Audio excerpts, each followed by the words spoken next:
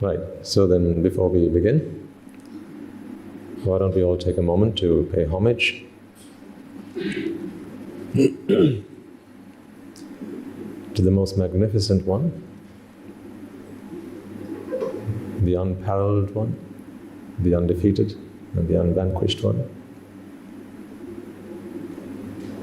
He who is our guide, our master, the greatest teacher that mankind has ever seen, as he has the path to our deliverance, to free us all from suffering. And as we do so, let us also remind ourselves that that is our purpose here. We are not just here because we have nothing better to do on a Sunday morning, but we are here to free ourselves from all suffering. So with that in mind, this is not just a reverence to the Supremely Enlightened One, but also a pledge, an oath to free ourselves from suffering.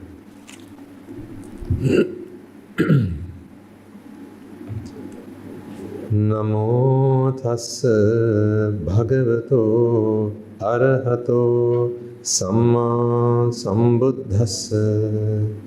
Namo tassa bhagavato arahato samma sambuddhassa. Namo tassa bhagavato arahato samma sambuddhassa. If you were to ask someone, what is the teaching of the Buddhas?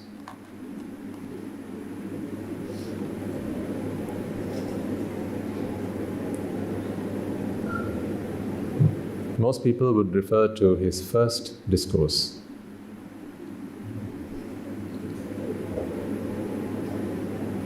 In the first discourse, which is the Dhammacakkappavattana Sutta, also called the Dhamma Wheel, turning discourse,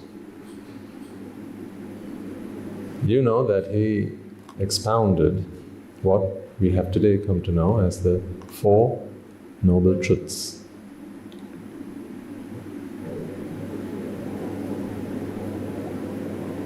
Now, if you take any good book written on Buddhist philosophy, and there will be those among you who might have done quite a bit of study in Buddhist philosophy and the teachings of the Buddha, there have been many a good book written on Buddhist teachings and scriptures and so on.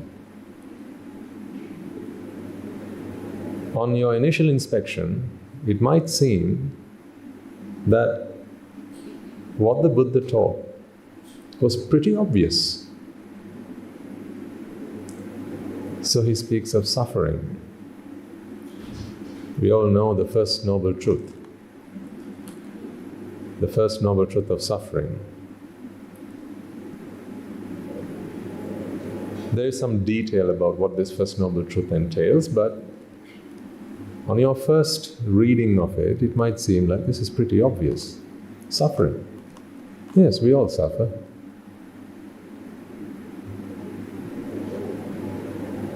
I mean, it's not rocket science, is it? The first noble truth of suffering, we all suffer.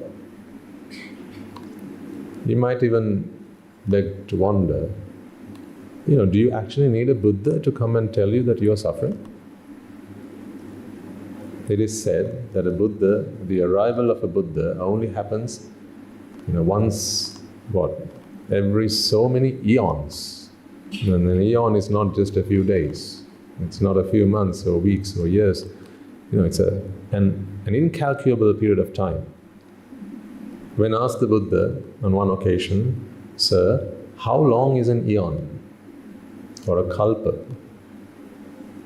I'm sure you'll have come across many a simile in which he refers, because he's never given a number. I don't know whether that was because back in the day they didn't have one followed by however many zeros and had a name for it, but perhaps he thought it would be best if people could be given a simile to understand what an eon was. So he said, if you were to fill a box a compartment that was 16 yojanas. Now you might wonder what that is. Let's just say it's a mile, just give or take, just to keep it simple. A box that was 16 miles long in length, so length 16 miles, width 16 miles, and height 16 miles. So a box of this dimension, these dimensions, and you fill it with footballs. Have you heard that? If you fill it with footballs? No, he never said that. He said if you fill it with mustard seeds. Yes, if you were to fill it with mustard seeds. And then he says, if you were to empty this box, how often? Once every 100 years, you're only allowed to take how many seeds out of this? Just one. Just one every 100 years. Now consider the time that it would take. Let's just ignore 16 miles. Think about this hall. If you were to fill this up with mustard seeds, we've all seen mustard seeds and how big they are, right? It's annoying when you get one stuck in your teeth. So if you were to fill this hall up, ladies and gentlemen, with mustard seeds, and you were only allowed to take one out once every 100 years, how long do you think it would take you to empty this? And what he says is, in the time that it takes you to empty this container, this box, this compartment of all the mustard seeds, the box would be emptied, but an eon would still have not run its course. So you can imagine, if that is how long one eon is, it is said in the scriptures that this Buddha that we've had, the Gautama Buddha, apparently we have waited 70,000 eons since the passing away of the previous Buddha before we got this Buddha. Can you imagine that period of time? 70,000 eons? I mean, it almost seems like a joke to me.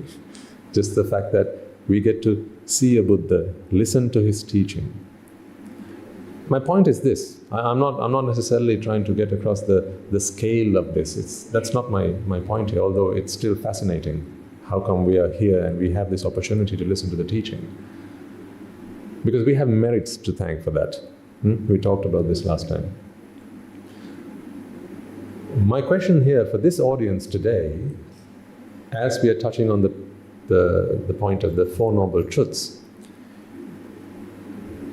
it is said that it is only a Supreme Buddha who realizes the Four Truths, and then he proclaims the truths so that mankind, humans, devas, brahmas, they can understand it, comprehend it, and then work to free themselves from suffering.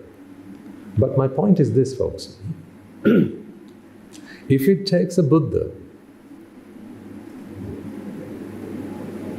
to come into this world and to preach us the Four Noble Truths, the first of which is the Noble Truth of suffering, is that so new to us? Just think about it for a second. By the way, there'll be a lot of thinking to do today. So I hope you brought your thinking hats with you. My teacher tells me that one of the best ways to help someone understand something is to ask the right questions and allow them to come up with their own answers. Rather than give them the answers, let them come up with their own answers. Because then that is your own answer. Now I don't have to convince you of that answer. In fact, it makes my life easier as well. So just think about it. Suffering. Any book you take on Buddhism, what's the word that will appear the most number of times? Suffering. And next to that will be Nibbana. Freedom from suffering. But suffering is apparently what Buddhism is all about. So much so that I think there will be some people who will be, who will not fancy Buddhism quite, a lot, because it seems like Buddhism is just always going on about suffering, suffering and suffering. I mean, it seems like such a drain, such a negative philosophy. Does it not seem so? If so, then how come the monks who practice it, the nuns who practice it, they seem to be happy all the time? If all they've understood is suffering, how come they can be happy? So it seems like we are the opposite of what we have understood. Whatever we have understood, we have achieved the complete opposite of that. But the thing is this, is that the same suffering that we have always known? Did the Buddha have to work so hard to realize a suffering that we have all known our entire lives? The best example I can give you of this is this. Do you remember what he did before he renounced his worldly life? Remember that unforgettable journey that he made with his charioteer? You all heard the story, right? What was his name? Channa. So Channa gave the prince a tour that would change his life forever, as we have read in the books. So when his father, the king, and everyone else in the palace had dozed away, the prince, who had always waited for an opportunity to go and explore what all his father had tried to keep hidden from his young and inquisitive eyes, the prince had an opportunity with Channa. Now you all know how this goes, right? I'm relating this to you not because you've never heard this before. I'm relating this to you because you may not have stopped to ask a question about this before. We are so accustomed to listening to what someone says and, learning by rote. We are so accustomed to that. If the teacher says so, it must be so. We shouldn't be like that. We shouldn't be like that. Even right now, right here, just because I say something doesn't have to be so. Because then you don't comprehend. You will remember, but then a computer is better at remembering than you. You can stick more memory on a memory stick than you could ever in your whole life. So this is not about remembering things. In fact, at the end of these talks, let's say you've come along for maybe 3 months, 4 months, 6 months, a whole year, right? Even if you can't remember a word of what I have said, that's still fine if you have understood the truth. So you don't need to remember the prince's name. You don't need to remember all the stories. You don't need to remember Buddhist history. It begs the question, why is it that that's all we learn as Buddhism then? That's okay, it's history. Interesting. I'd say that's pretty much all that is. We learn as young children in school how the prince, as soon as he was born, he's walked on the 7 lotuses, right? And the prince, how he lived in a palace, and the luxuries and the treasure and the pleasures that he experienced. And then we have to remember the asita tapasya, and all this. We have to remember all these names because that is what they ask at the exam. So if you get an A star grade at your Buddhism exam, does that make you a good Buddhist?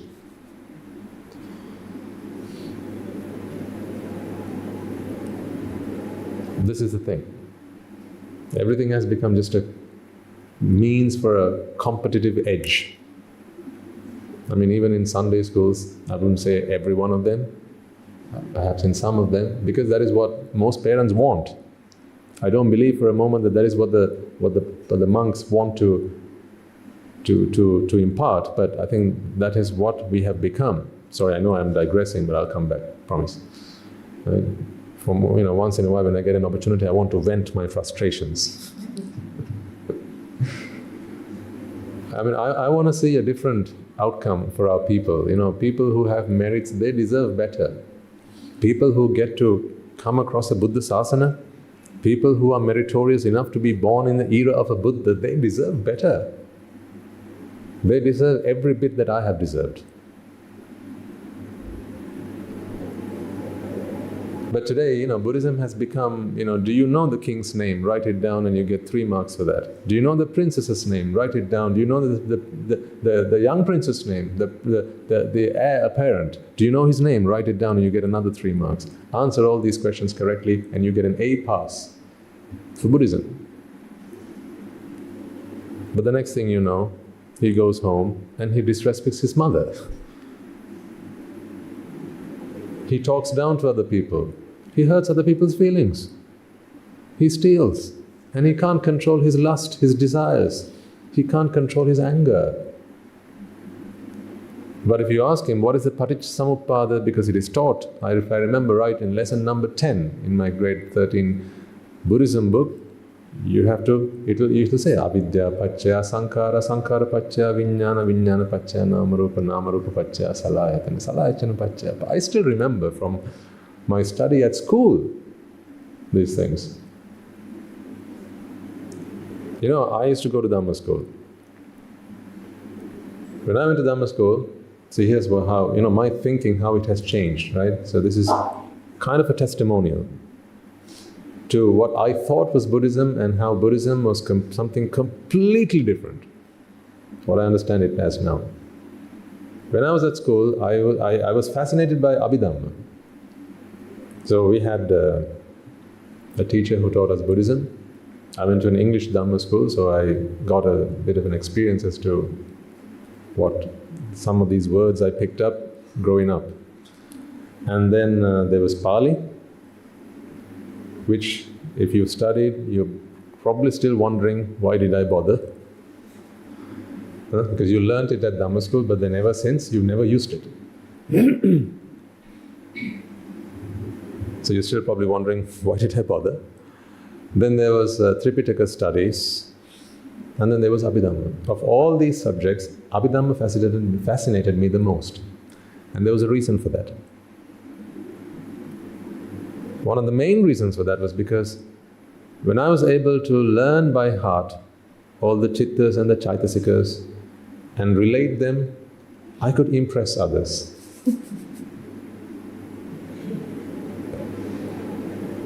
And stand out of the crowd. You see how foolish I was? See what I used Buddhism for? If the Buddha knew, that's what I was using, the Dhamma that he had discovered after all that effort, eons of struggling. If the Buddha knew that's what I had learned the Abhidhamma for and used it for, he would have given me a kick up my backside.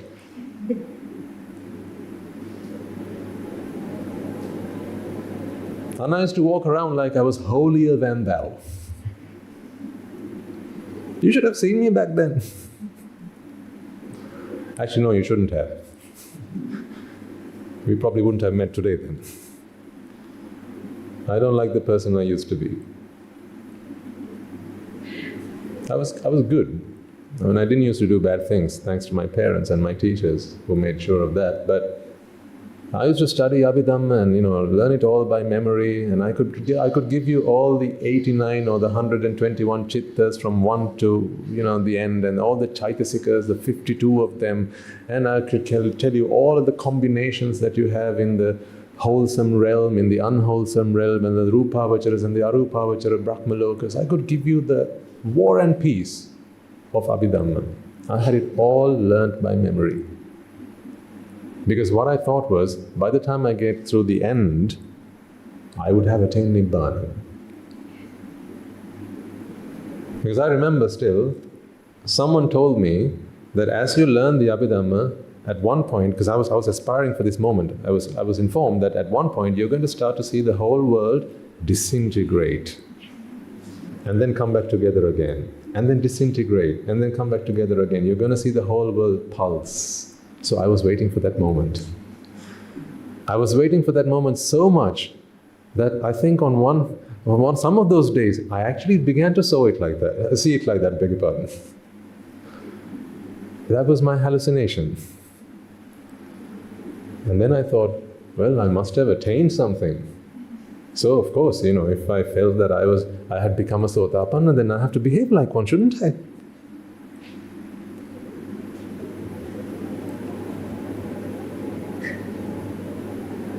Only later on I realized you can't become a Sotapanna by reading a textbook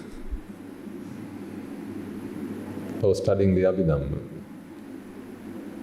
To become a Sotapanna, you have to be in the association of one. You have to listen to a preaching of someone who is at least a Sotapanna. But that is not where my head was. Noble association did not play a role in my life.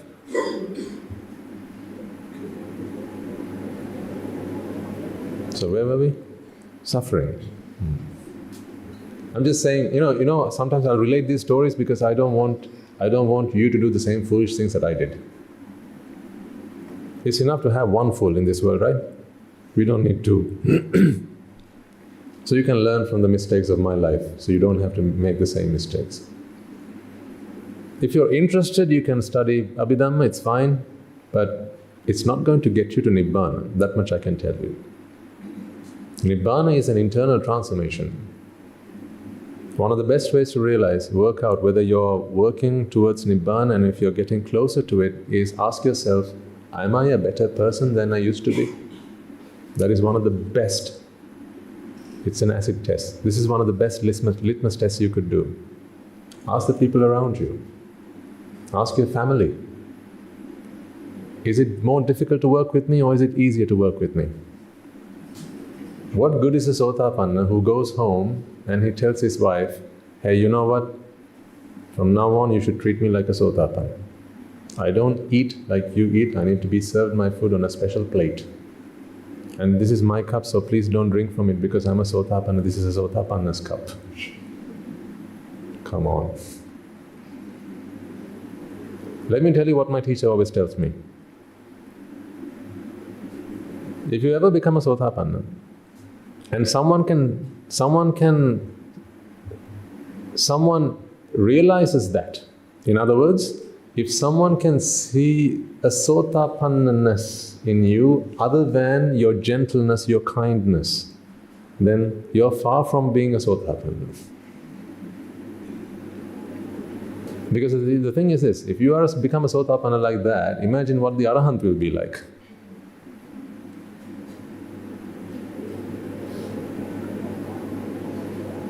I think in today's day and age, people are hiding behind the guise of this robe and claiming to have attained all sorts of spiritual attainments, but then when you look at their conduct,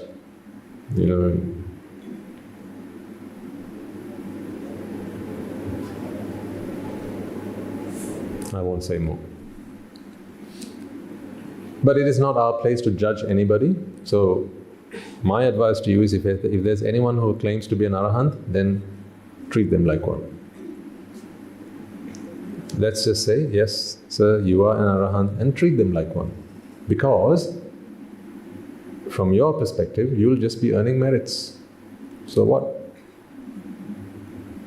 But it is a cardinal offense in the Sangha community to claim to have attained noble states when you haven't.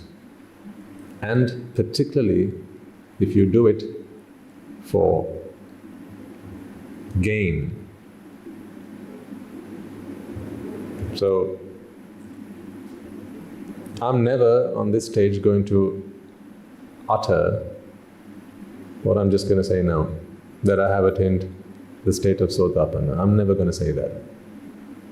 Or I'm a Sakrudagami, or I'm an Anagami, or I'm an Arahat. That is not for me to be sharing with an audience. If I ever feel that has happened, I shall go and speak to my teacher and ask him to check me, give me a kick and see if I get angry or upset about it, hurt my feelings and see if I still get hurt. That's a very private and personal thing. It's not something to be sharing with others. But anyhow, coming back again to suffering. So when the prince went out on his tour, he saw some very interesting things. What did he see? He saw a sick man. Now it is said that the prince had never seen a sick man before, isn't it? It says the prince had never seen a sick man before. This was the first time he'd seen a sick man. And then he saw an elderly man, well, whichever way around. Elderly man first, sick man later. And then he saw a dead man. And finally he saw a hermit. So now it is said in the books that when he saw these sights, he began to wonder, gosh, life must be full of suffering. So he asked Channa, Channa, who's that? That, sir, is an elderly man. He's old, aged, soon to be gone. And that, sir, is a sick man. Does that happen to everybody, Channa? Well, yes, sir. You in your almightiness, you're not safe or free from that. You shall also grow old and you will also die. Now, I don't want to agree or disagree with what the books say, but my question still remains. Do you think that that was the first time the Buddha ever experienced suffering? Do you think, sorry, not the Buddha, the prince, do you think that the prince never had a moment in his life where he felt frustrated or annoyed or even just angry about something? I mean, here we are talking about a Pruthakjana. He was not the Buddha. He was just a very normal human being. And in this discourse that he gives after becoming Buddha, here's what he says. Idam dukkha pubbyananussutesu dhammesu chakkung udapadi. He says, this I have never heard before. In the entirety of samsara, I have never heard this saying before. Now, isn't this the same Buddha who, as a bodhisattva, he goes on to relate how much suffering he had to endure? How much hardship he had to endure? So how come then, upon attaining Buddhahood, he says, I have realized a suffering that I have never realized before. Now this prompts us to question our understanding of suffering, does it not? Can it be the same suffering that we all experience? Because if so, do you really need a Buddha? Why do you take refuge in the Buddha? If you have all experienced suffering, why do we need to listen to the Buddha's teaching where he also talks about suffering? Because when he says suffering, all we have to say is, yeah, I know the first noble truth of suffering, and our response should be, yeah, I know. Tell me about it. That's all I do. Suffer. I mean, let's just walk outside, along the poor-stricken streets, right? People are poor, they are hungry, they're ailing, right? They have nowhere to live. The beggars on the streets, do they not know suffering? They live in the pangs of poverty. Do they not understand suffering? Do you think a poor man, a beggar, a sick man, an old man, do you think they have to listen to a Buddha's teaching to understand suffering? Is it not pretty damn obvious?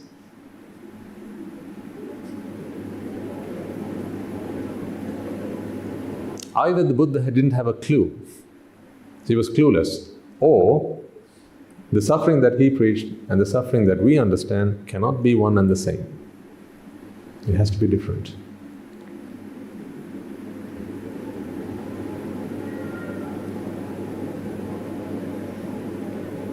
Then he goes on to speak about the second noble truth of suffering.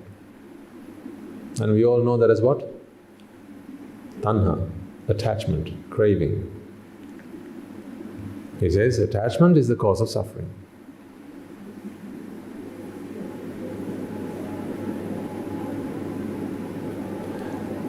Yes, it is true. And I think it does not take a lot of convincing for someone to understand that, yes, attachment is the cause of suffering. Let me ask you this question and please give me an honest answer. Would you cry if mother died? No, you didn't listen to my question properly. I said, would you die if mother died? I never said your mother. I'm just saying mother. My mother that you don't even know. You know the Queen Mother died? Did you cry?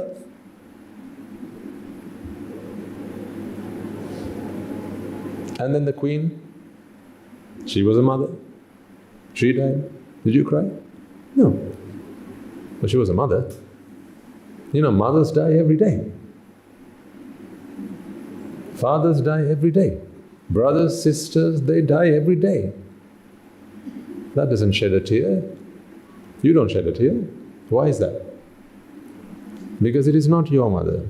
Now, you understand this though, don't you?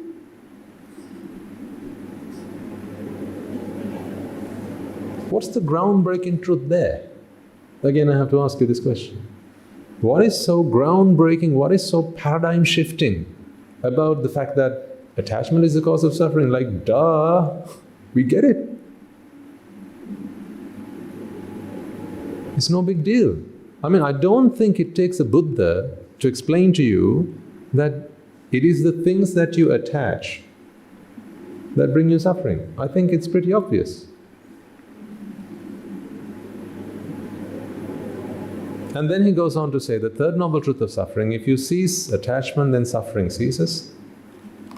Yes.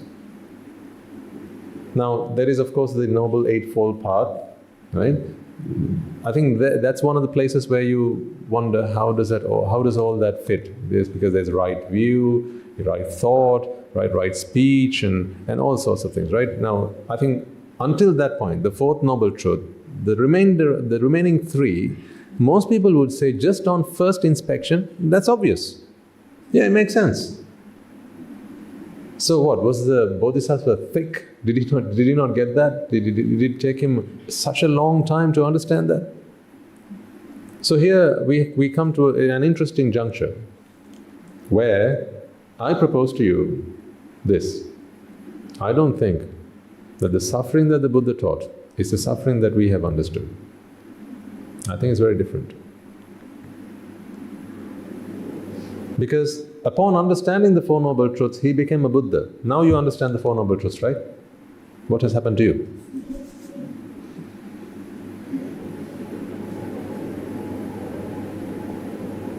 Just take a beginner's guide to Buddhism book. It will tell you the Four Noble Truths. Having read that, do you feel that you have attained enlightenment? Just after you finish reading the last chapter, right? If you see your kid playing in the living room and he throws the ball, it hits the brand new television you brought home, right? And then that topples onto the floor. What happens to the Four Noble Truths then?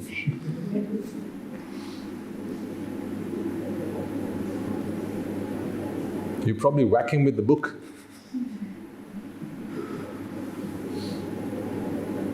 See, the truths that the Buddha discovered, the truths that he proclaimed they transcend whatever truth that we have understood up until now. It is not the same suffering that we talk about. The thing is, you don't even have to be human to understand this general suffering that we're talking about. The thing is this though, when you look at the Paticcasamuppada, it talks about jati paccaya jara, decay. Yep, decay causes suffering. Marana, death. Of course, death causes suffering, but do you even have to be human to understand this? Have you never seen a female dog cry over its dead puppy? Have you never seen that?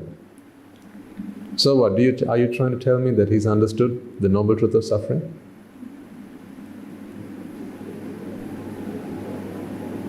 So are you suggesting that then what the Buddha understood was what any beast could understand? You don't even have to be a human being to understand this? See, it can't be so, right? So there has to be something fundamentally different to what the Buddha taught us and what we have come to understand. Here's the reason. True understanding of what the Buddha taught has to be passed down through the noble lineage. You can't simply read the Tripitaka and understand or comprehend the Buddha Dhamma. That is why association with the Sangha is very important. Association with the Sangha is not just giving them an alms, just giving them something to eat, for merits perhaps, but that is not the association of the Sangha. Association with the Sangha is your time that you spend with them to understand the Dhamma, because the Dhamma is your refuge. So this is what we are doing here today. What I have learned from my association with the Sangha. Sangha is, I'm not referring to the robe. When the Buddha was asked, who is the Sangha? He said, Bhikkhu, Bhikkhuni, Upasaka, Upasika. And then he went on to say, you know the Gatha that we recite to worship the Sangha, right? Supatipanno, Bhagavato Savaka Sangho. And then you go on and say, Yadijan Chattari, Atta Purusa Puggala. Yeah? So there are 8 individuals who represent the Sangha. These 8, let me share with you, ladies and gentlemen, are not monks. They don't have to be. So are they lay people? No. They are the Sotapannas, twofold, Margastha and Phalastha, meaning those who have attained the fruits and those who are on the path. Do you have to be in a robe to be that? Absolutely not. Then Sakrudagami, Anagami, and finally Arahants. So it is a misconception then that the Sangha is necessarily those individuals who are in a robe. So they're not just the monks and nuns. Amongst you, there may be members of the Sangha. But this Sangha, I'm talking about the absolute Sangha, not the conventional Sangha. Conventional Sangha, yes, we are in a robe. But the absolute Sangha, the true Sangha in the Buddha's sasana, are those who have attained the understanding of his teaching. Those who have realized his teaching. So what is that teaching? The reason that we have not yet perhaps understood this is because we might have studied the Dhamma reading textbooks, maybe studied it online, perhaps listened to a recording or whatever. But what we didn't get to do was association with those individuals who had attained that understanding. That is why our understanding of suffering is very different to what the Buddha taught as suffering. So what did the Buddha teach? You read that book, what the Buddha taught. So what did the Buddha teach then? What did the Buddha entail when he gave the discourse on the noble truth of suffering? What is the suffering that only a Buddha can realize? No other man, Deva, Brahma can realize this. Without the help of the Buddha or someone who has learnt it from the Buddha. What is that suffering? Because that's what we are trying to understand now. So in fact, what is the noble truth of suffering? You know, you got to ask the question, why does it say it's the noble truth? What's so noble about it? Old age is suffering, yes, that's a truth, but it's not necessarily a noble truth. What's so noble about that truth? When you're ill, when you have a headache, don't you suffer? Yes, so what's so noble about that?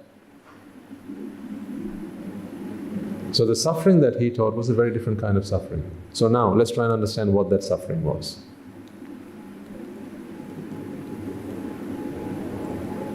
Let's take a few examples.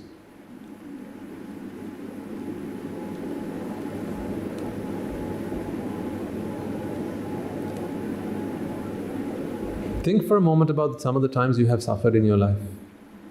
Take some recent experiences, if you can remember, which you can remember. Then suffering comes in many forms. I'm now talking about the suffering that we have all come to, we've all experienced. That's suffering, okay?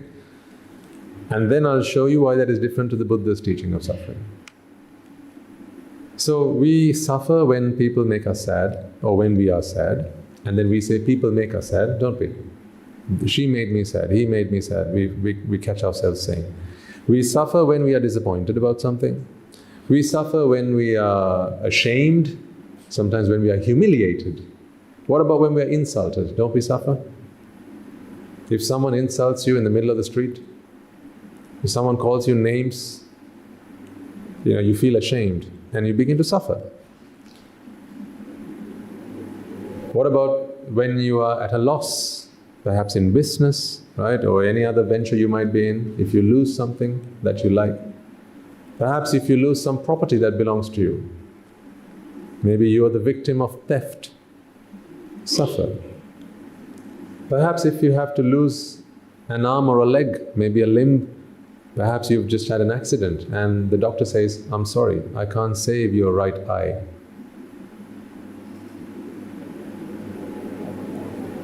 How does that make you feel in that moment?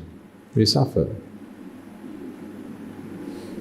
For you to experience that suffering, do you think the Buddha came out of nowhere and just preached the Dhamma to you at that moment? No, it was not the Buddha. The doctor said, we can't save your eye. And then you begin to suffer. So you see, you don't need the Buddha to understand that suffering. Loss from a loved one, or departing from a loved one. And what about the other stuff? Having to be with people you don't like? Which one do you get more of? I don't know, in your lives? Having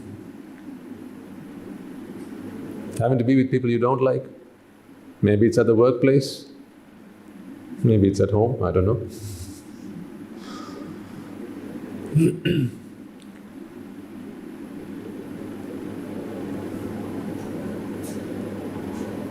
Is there a way you could not suffer when these things happen? What do you think? Is there a way you could not suffer? And in your world, in your picture of who an Arahant is, do you think he's someone who suffers when the above happened to him? Do you think he suffers? No, he doesn't suffer. But the same things happen to him. So, in the face of the same adversities, how come one person suffers and the other doesn't? That is one evidence then that it cannot be that event, it cannot be that occurrence which brings you suffering. I mean, sometimes hunger itself can be enough for us to suffer. Can you ever insult an Arahant and make him unhappy, make him sad, do you think?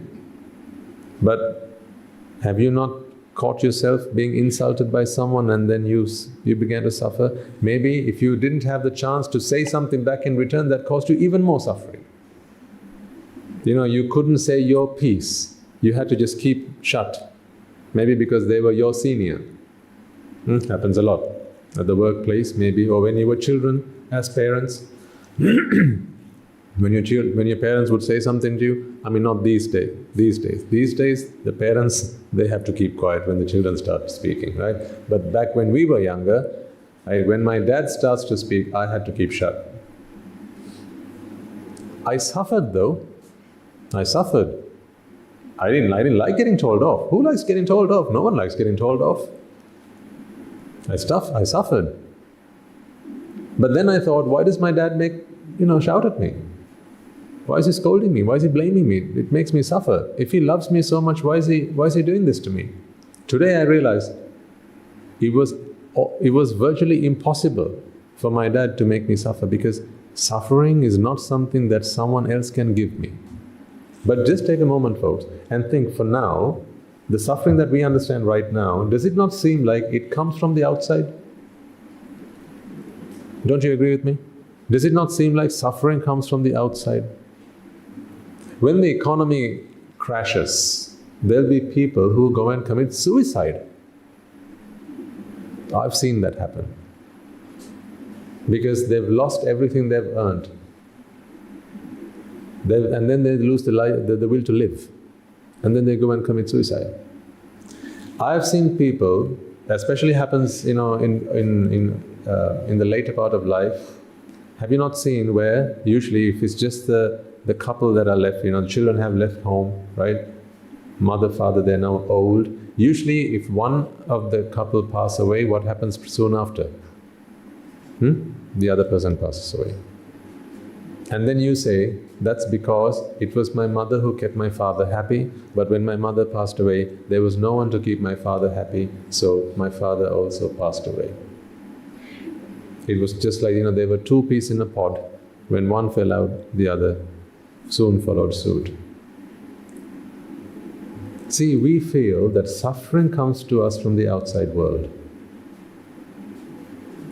There is one kind of suffering that comes from the outside world, just one, and that is physical suffering. That there is no argument about. If this hurts me, it hurts you, and it hurts everybody. That hurts us all the same. But there is also the internalization of that pain, which an arahant is capable of not doing. The problem with thinking that suffering comes from the outside is now we expect other people not to make us suffer. We expect other things not to make us suffer.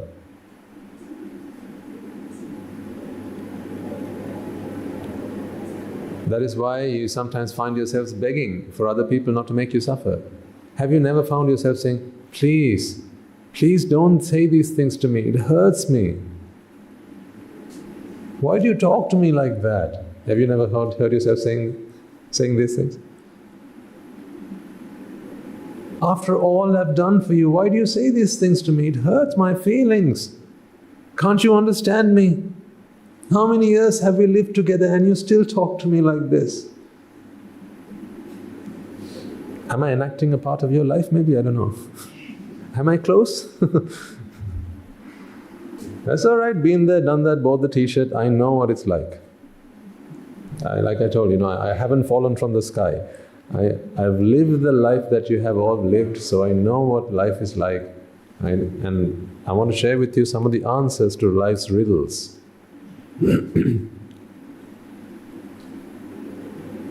Sometimes if a friend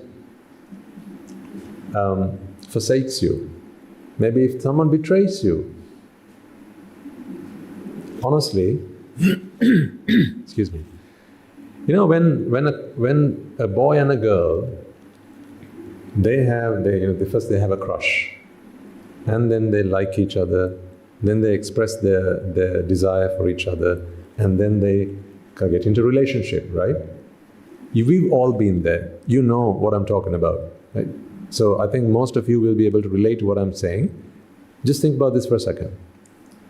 From the moment you start having feelings for each other,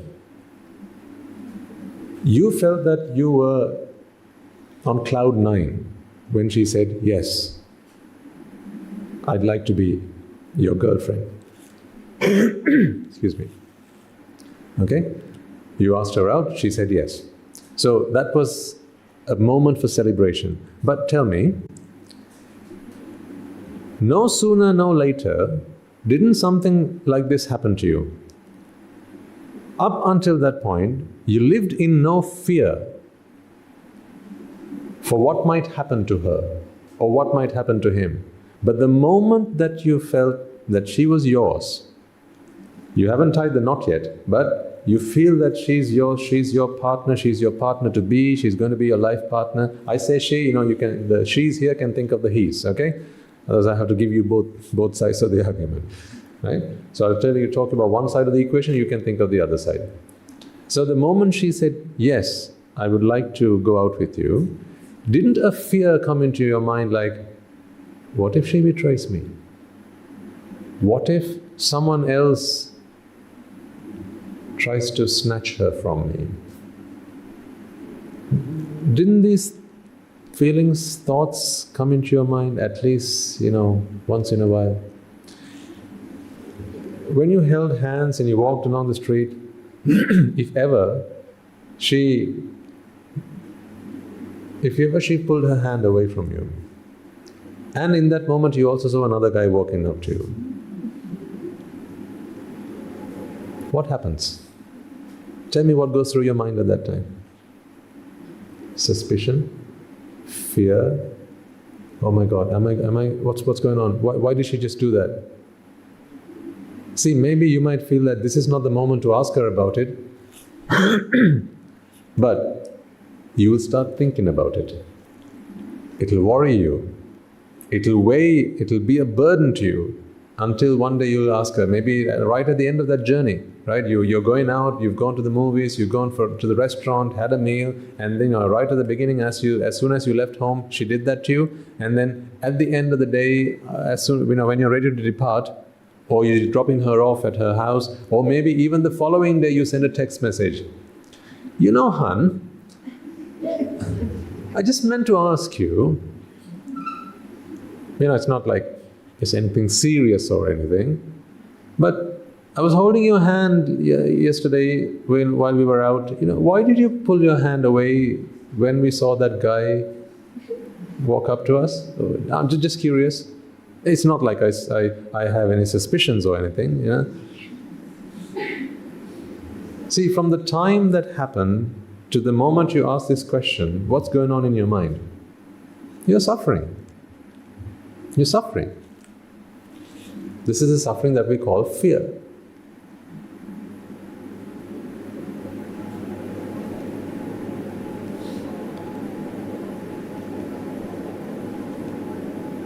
This is terrible.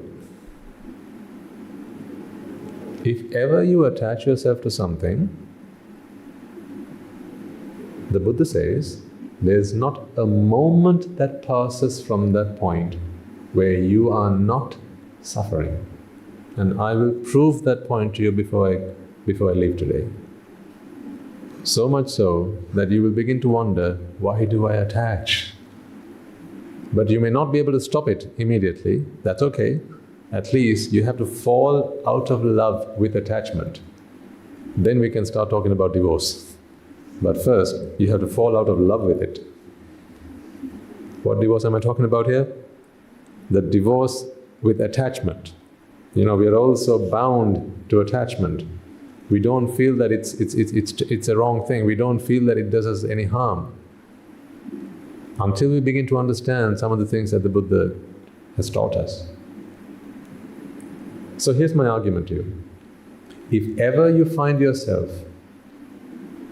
attached to something, there is never, not a second passes by where you are not living in suffering. Let me prove this point to you. I'll go back to the girl, because it's a familiar experience for most of us.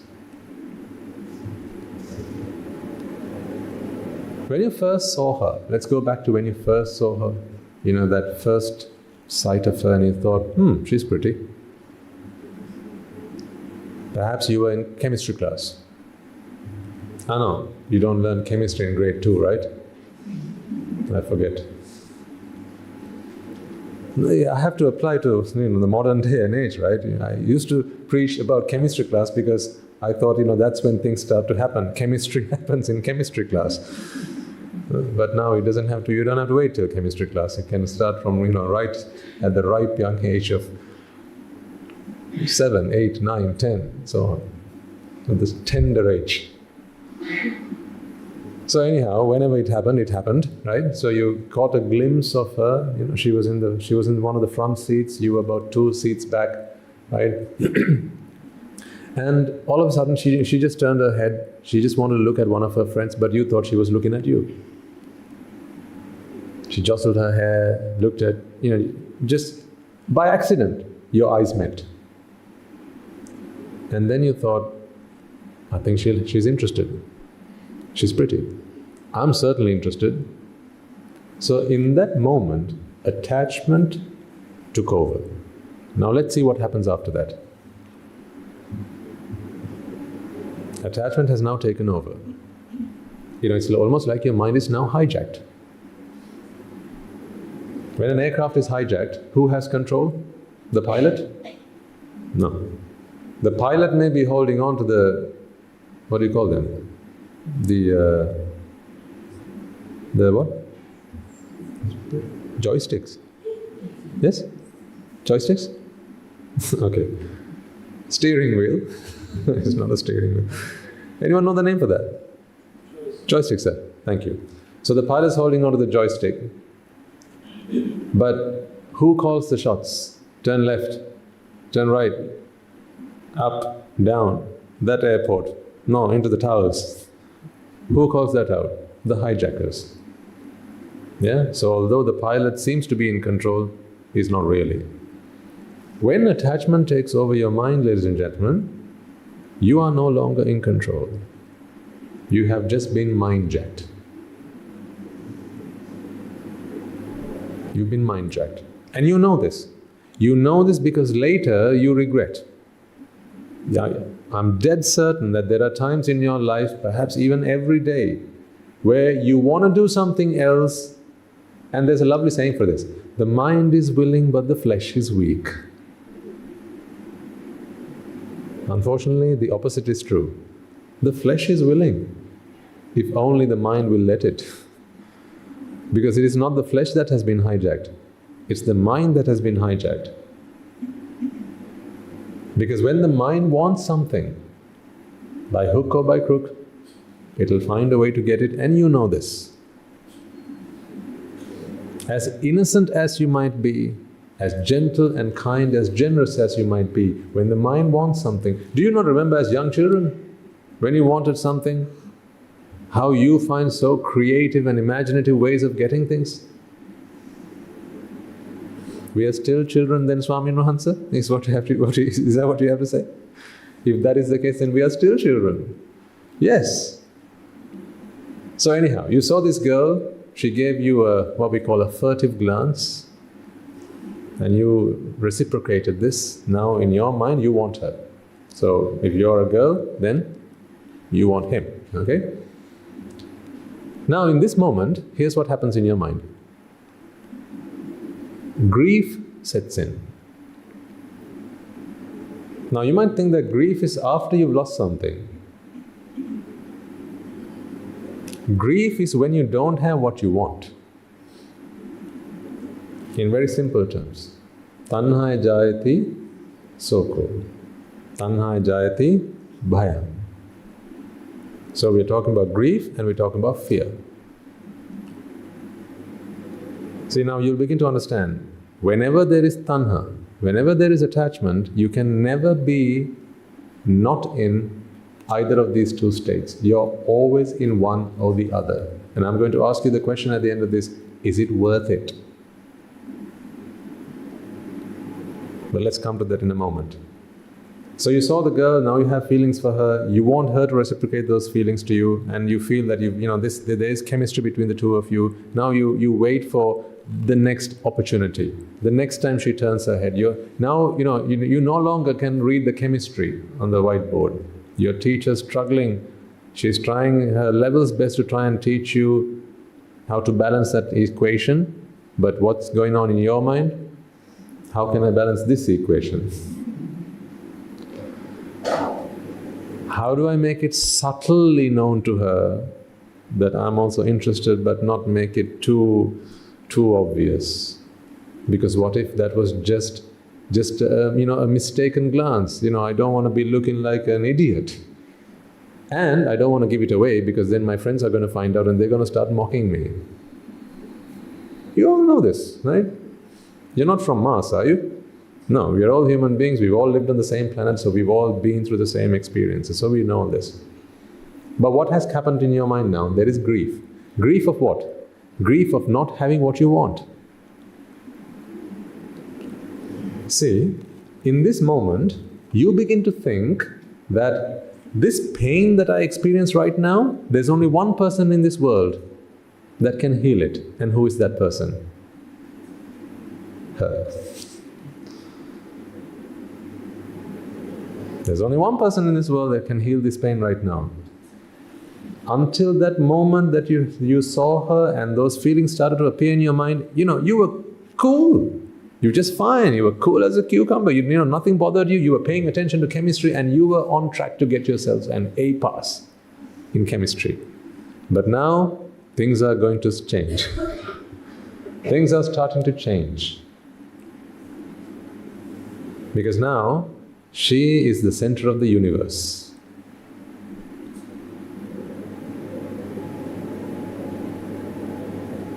Almost on the verge of obsession.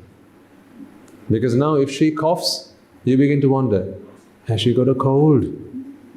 Oh dear, poor girl. But until then, lightning could strike her and you wouldn't care less. You couldn't care less. She could be struck by lightning, you don't care less. But now if she just coughs, you want to go and give her a cough syrup or a strepsil. You begin to care. Not because you like her. I'm going to show you how selfish attachment is. I warned you, I'm going to be bursting your bubbles. I warned you in the first sermon. You're still coming here, so it must be that you're prepared for it.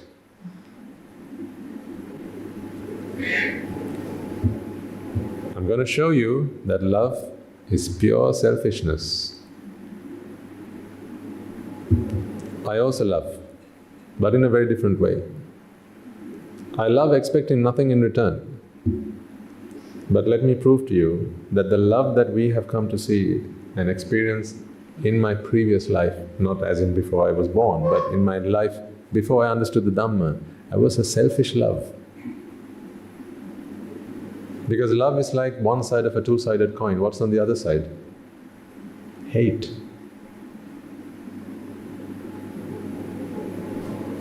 That's why I always say love is as vulgar as hate. But don't take my word for it. Let's continue this conversation. So now you want her. You want her to look at you, you want her to…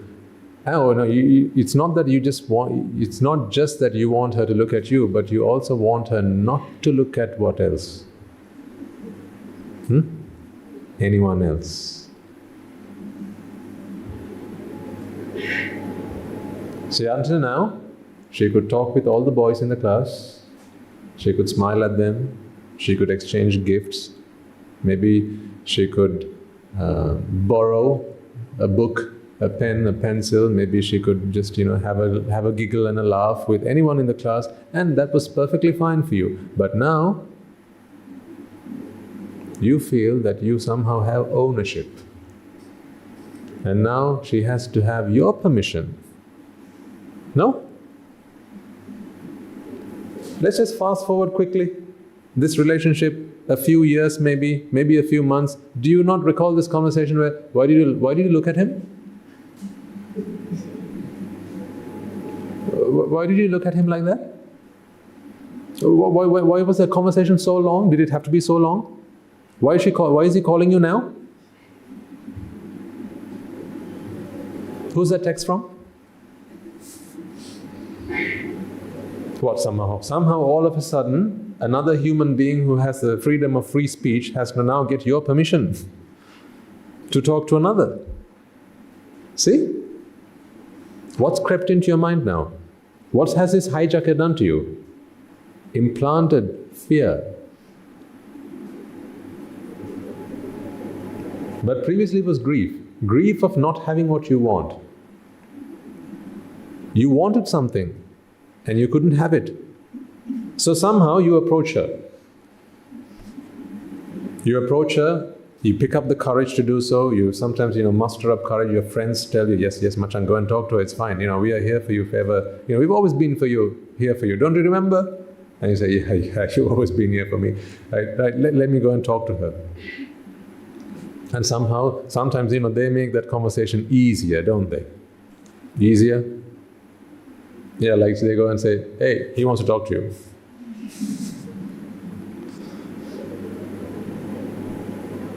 So somehow, you approach her and now you go like that and you pick up the words to speak to her and you say,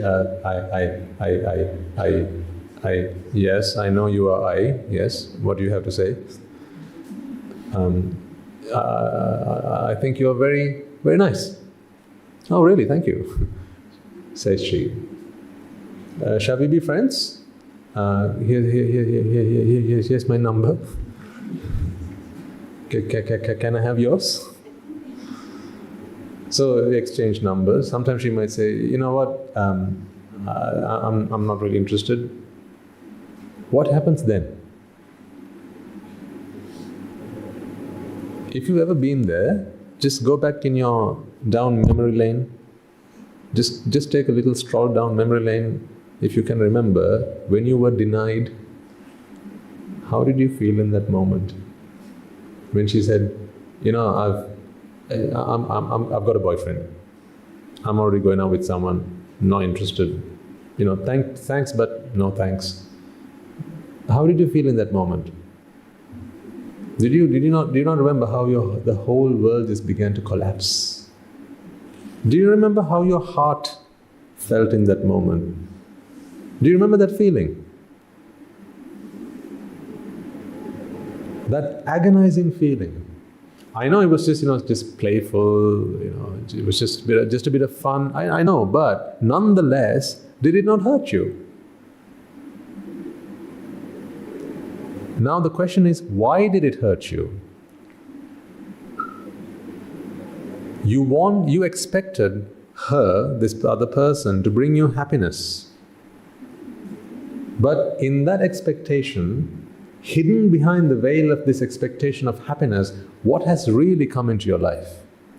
Only two things: fear and grief. When you approach her, when you ask her, are you interested? Shall we go for a dance? Shall we go for a meal? Right? You're always hoping her to give you an expected answer, right? In other words, everything she says, you match with something already in your mind.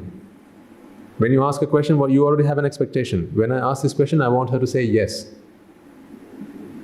Yeah? So when she says yes, how do you feel? Elated. But when she says no, how do you feel? Disappointed. In other words, have you not just given her complete control of your happiness? What if she says yes? Okay? Then you feel elated now. Yep, okay, I'm happy, I like you also. And then 2 seconds later she says, but, now what happens? Your heart skips a beat.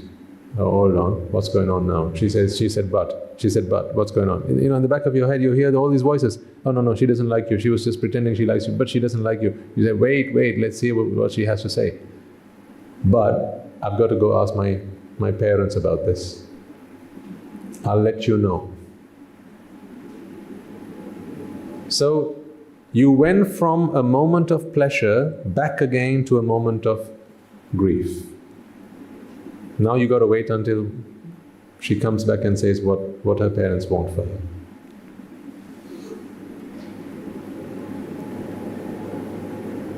Again, it's a waiting game.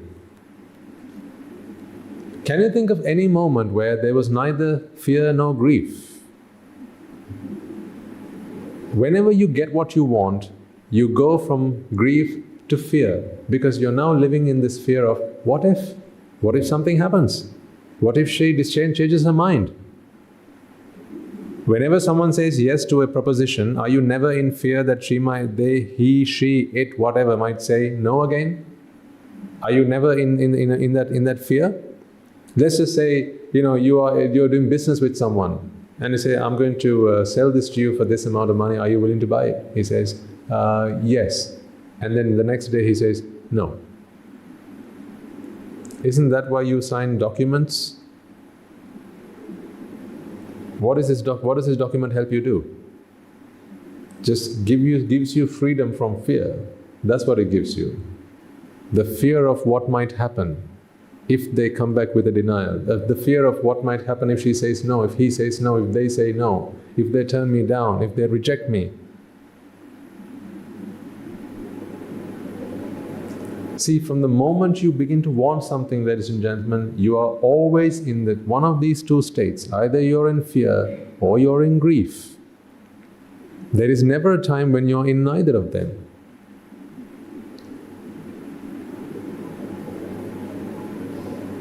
So why did I say then that love is selfish? I'll prove that point right here and now. And remember that Swami Wahanse told me this so many months ago, years ago, and oh, I thought he was just making it up, now I realize it. Okay?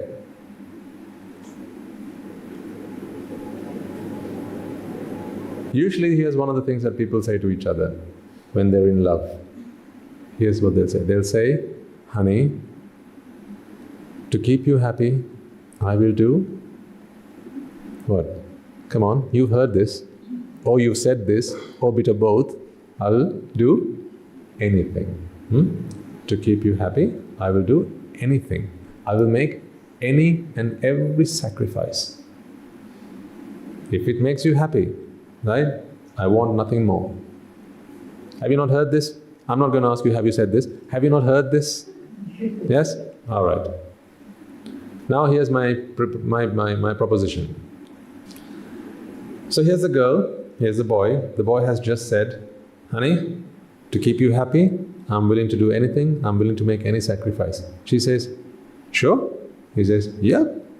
That's how much I love you. I love you selflessly. In other words, what he's saying is, my love is pure. It's not selfish. My love is pure. In my love, all I want is your happiness. Says who? Says the boy. Right. Let's see what's going to happen next.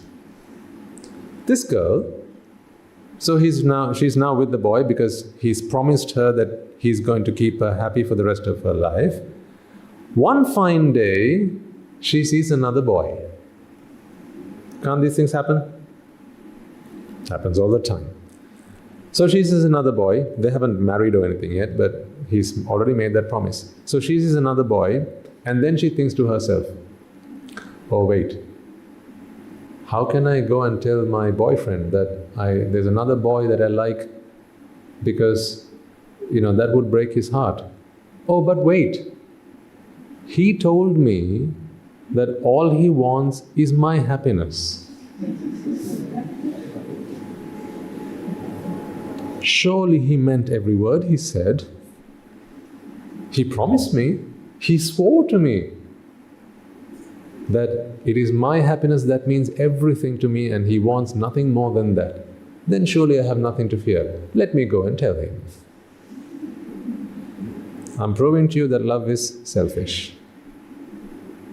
So she goes, meets the boy and says, Hun, you remember that day you told me something? What are you talking about? You said that you loved me, and for your love, for your love for me, you will want nothing more than my happiness? That you will give me anything I want if I ask for it? All I have to do is ask? Yes. She says then, well, guess what? I've seen this other guy and I really like him.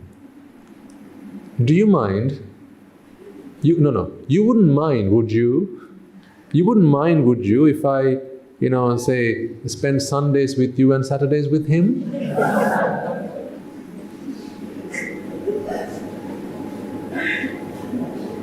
If this boy was true to his word, what do you think he should say at this point? Be my guest. Shall I drop you off there? Is what he should be asking. But is that what he says? Is that what he says? Why not? Tell me. Why not? Because love is selfish. What he really meant was this when he said that, honey, if you make me happy, I will always make you happy. That is what he said. But he couldn't get it out of him in those words, because it wouldn't have sounded so sweet and so romantic. To sound sweet and romantic, you have to say, I will sacrifice my whole life for you and give you whatever you want and treat you like a princess. Prisoners? No. Treat you like a... I can't help the truth just coming out from time to time.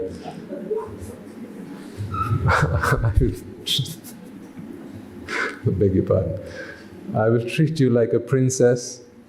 Whatever you want, I will get for you. Although that is what I said and it sounded so romantic, the truth was, I will make you happy for as long as what? You make me happy. In other words, ladies and gentlemen, this is not a love relationship, this is a business transaction. This is a deal. You scratch my back, and I scratch yours.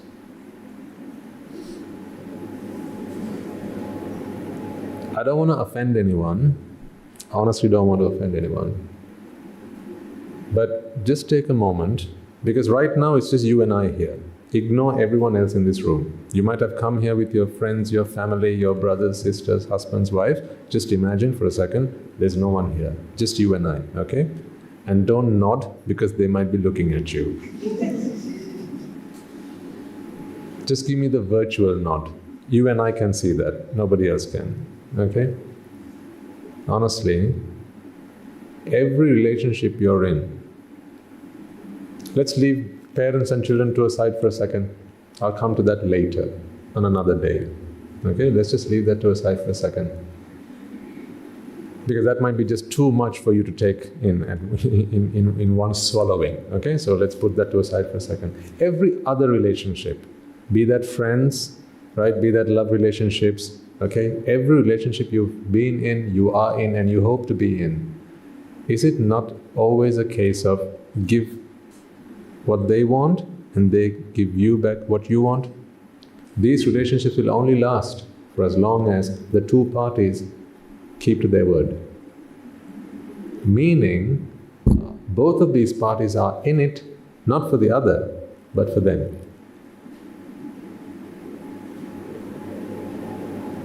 I'm not saying this is evilness.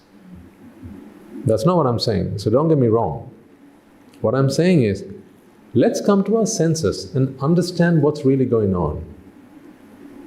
If you really understand what I'm trying to get across to you, ladies and gentlemen, in the true sense of what I mean, you will not have resentment towards the other party. That is not what I intend from sharing this with you and from kind of breaking the truth out to you. That's not what I'm expecting. Not resentment, but actually sympathy. And once you begin to realize you're in the same boat, empathy.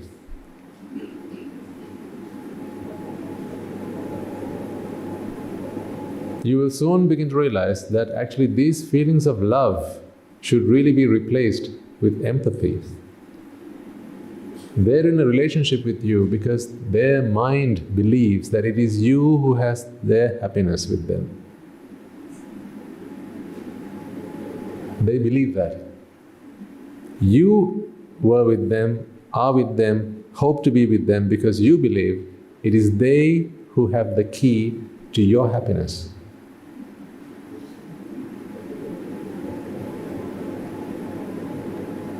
It is a pity that it is so in a time and age when the truth prevails. When the noble truths prevail, it is a pity that you believe that happiness comes from the other party. Because when you believe that, the flip side is also true, suffering also comes to you from the other side. See, when you hand over the keys to your happiness to somebody else, what else have you handed over to them? The keys to your suffering, right? The keys to your suffering. So if you have something that I want, you get to decide when I'm happy and when I'm sad. That's a pretty foul deal. So then we have to get into relationship. In other words, a deal. Because if you have, madam, what I have, and I have what you have, now we have to get into this deal where, give me what I want, I'll give you what you want. Are you happy with that? Yes. Am I happy with that? Yes. Well, now let's live together. I'm giving you an analytical view of what relationships are. This is the anatomy of relationships. Again, this is not for resentment. This is not to look at the other person and go, don't go home today and say, now I know why you're with me.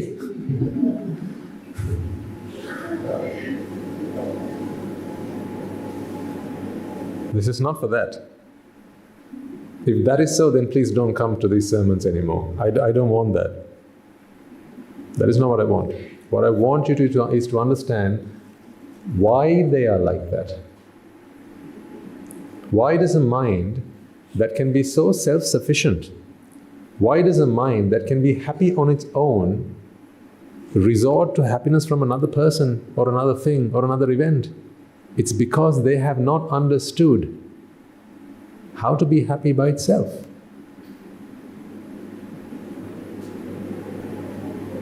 If you seek happiness from the outside, if you seek happiness from others, this will always be the story of your life.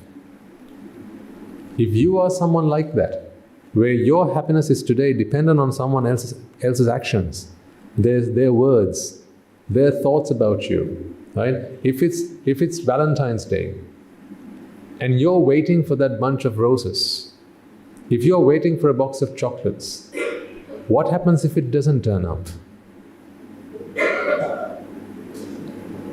Don't you feel sorry for yourself? Why do you expect someone else to make you happy? And here's the irony about it. Here's the irony about it. When two people come together, they promise each other, I will give you the happiness that you want. Yeah? X promises this to Y and Y promises this to X. Where is the happiness that you own, that you possess, that you have to give to the other person if your happiness has to come from the other person? Do you see the irony in that? That is why I feel really sorry for a guy who gets on his knees and proposes to a girl and say, honey, please, can you say yes? Please, please say yes. I mean, that's what I hear. I read between the lines. This is what I hear. And what is the promise? Please accept my proposal and I will make you happy. Any girl in her good senses should go, dude, you don't look very happy to me right now.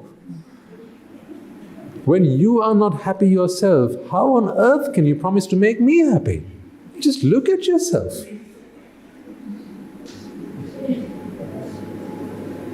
No? Just look at yourself. I mean, you're on one knee. How can you claim to give me happiness when you don't have it yourself?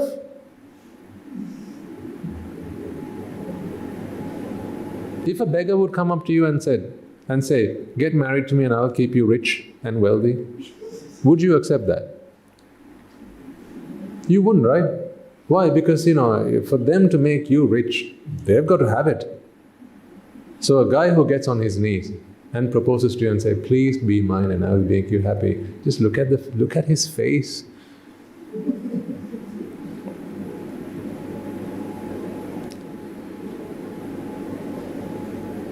I'm not trying to mock people. What I'm trying to do is to get you to sympathize and then empathize. This is how far a mind will go to achieve what it wants. Because when the mind wants something, the mind is in suffering. So here's the noble truth of suffering.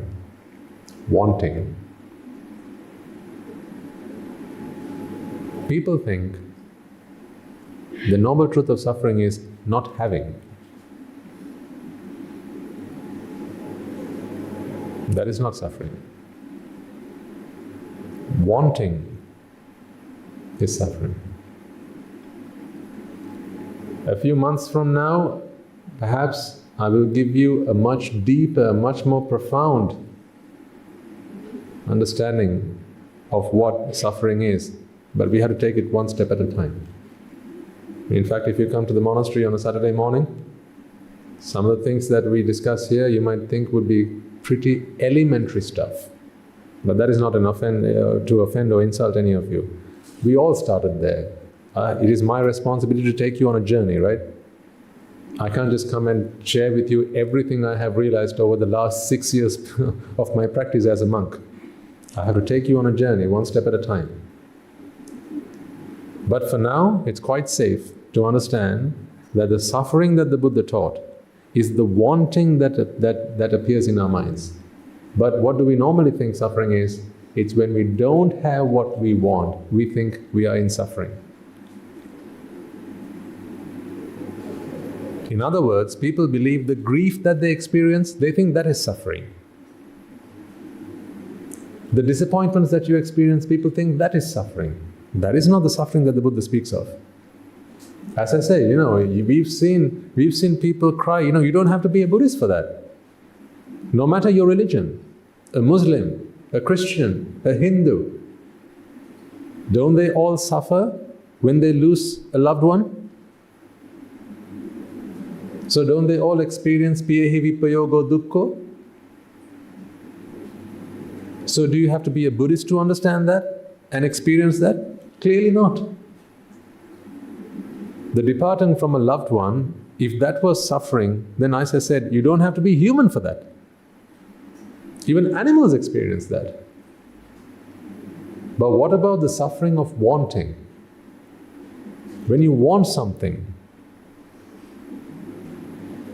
See, now I need you to step into the lab of your life. Because I can keep throwing examples at you, but I need you to think of your own examples. Because your examples are true to you, they're first-hand experiences. I ask you the question, did you cry when mother died? You had to answer no. But did you cry when your mother died? Yes. Because what did you want? For your mother to be alive. What about the mother, somebody else's mother? No, you don't particularly want them to be alive or dead. You don't have a preference with that. So therefore, that is not a cause for your suffering. Remember when you walked into the store and you saw something you liked, from that point forward you wanted it. In fact, if you went and asked them, can I have this? And they say, no, that's the last item, that's just for display, you can't have that. Remember? Sometimes you just did some window shopping and then you thought you wanted it, you walked into the store, can I have that? No, that's just for the dummy. We don't sell the last item, we have to keep it so that, we'll get new stock maybe in a week's time. Please, can you give me a call when it arrives? When will you have it? Can I order it online? See, now already you want something but you don't have it. You think that not having it is the suffering. It's not the suffering. What you're experiencing right now is just what we call grief, shoka. That is not suffering, ladies and gentlemen. That is the aftermath of suffering. That is the product of suffering. Because, that suffering is also caused by attachment, but what attachment causes is not that suffering. What attachment causes is wanting. When you attach yourself to something, when the mind attaches itself to something, the mind wants it. The mind wants it. And when the mind wants something, it can't wait to have it. In that time it waits to have it, how does the mind feel? Anxious? Yeah? That's why you don't like waiting for something. We talked about this, I think, the second or the third talk. Why we can't wait for things. Have you ever watched the film Groundhog Day? Anyone? Let me raise a show of hands. Groundhog Day? Yes. So that's a story about Christmas Eve. Christmas Eve is on the 24th of December. So in this film, it's always Christmas Eve. Christmas never comes. So what does that mean? When do you get to open your presents? On Christmas Day. Just imagine there are presents under the Christmas tree and you want it to be Christmas Day so you can open up, you can unwrap your presents and find out what someone has given to you, but you can't because it's still Christmas Eve. When it's Christmas Eve, what do you want it to be? As soon as possible, Christmas Day. But what if every day is Christmas Eve and Christmas never comes? How would that make you feel? How about if every day was the day before your birthday? How about if every day is the day before you turn 18? You want to drive, you can't get your license before you're 18. What if every day is the day before you turn 18? How would that make you feel? Because when you want something, now your mind goes into what we call vexation.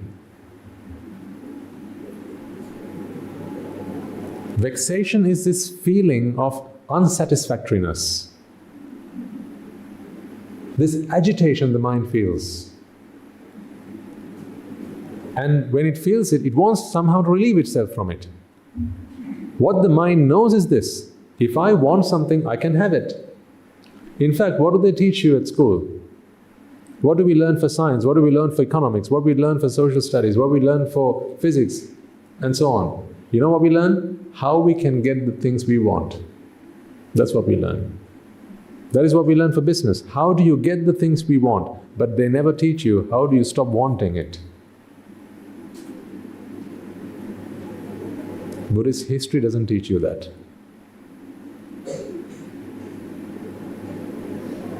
And they say the people who can get what they want are the successful people in life. But here's the thing. Once you get what you want, you're no longer waiting for it. But after you've gotten what you want, now you have to protect it. Because you are now always in the fear of losing it.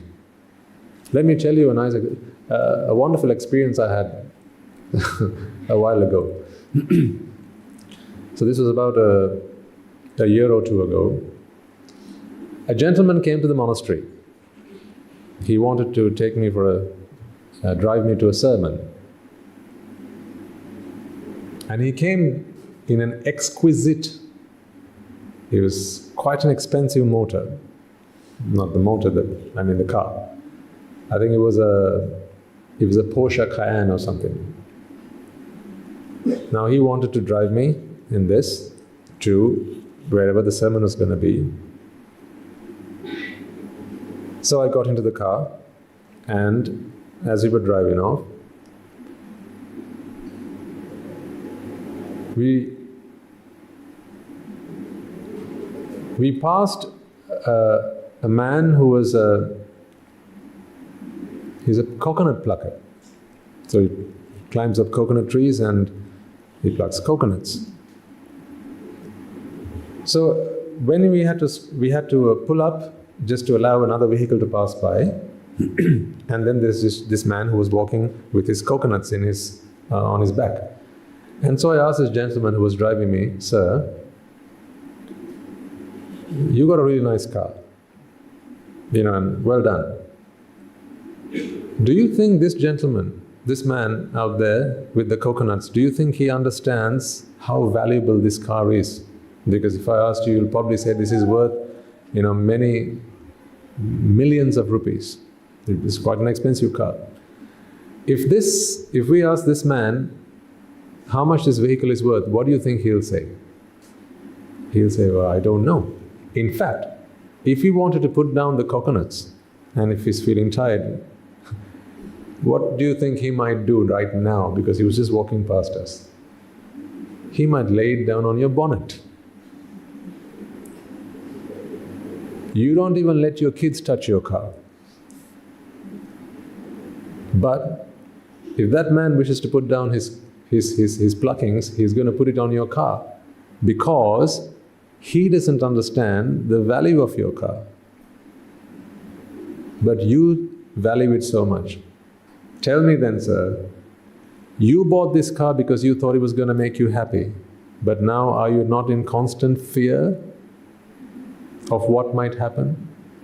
For those of you who drive exotic vehicles perhaps, maybe if you like vintage, maybe if you like antique, maybe if you like driving cars that are quite expensive. Do I have anything against that? No, I told you, when I drive past big houses, I say sadhu sadhu. I love to see that, because this is evidence that there are people in this world who engage in merits. But here's the deal. Where does that leave you? Do you remember having to park your car, and then you're looking around, especially if it's in the beach side? If you have to park your car, what do you look for? Coconut trees, mango trees, because there are monkeys on them. Because what are you now? What are you now? In fear. When you drive up and then there's traffic, right? And a vehicle comes close to yours, what do you feel right now? Fear. Fear. If you see a few boys maybe walking up and they're looking a bit rowdy, maybe a bit of, you think, oh, they're a bunch of gangsters. They're walking up to the car, right, and they've got maybe some knives or something with them. How do you feel right now? Fear. In fact, perhaps the reason that you're here and listening to the sermon without any fear is because we have security guards out there keeping an eye out for your prized possession. Fear. See, is that what you paid all that money for? To buy fear? You bought the car, but what did they give you for free? You tell me. You bought the car, but what did they give you for free? Fear. And if something actually does happen to your car, Now what have they also given you for free?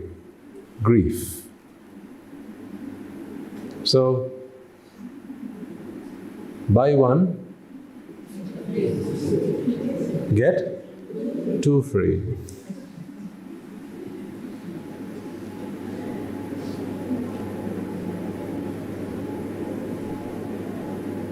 Prove me wrong, and I will disrobe right now.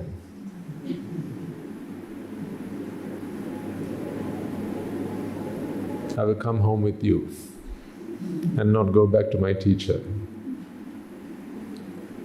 Prove to me somehow, if you can, I dare you, that attachment brings you happiness.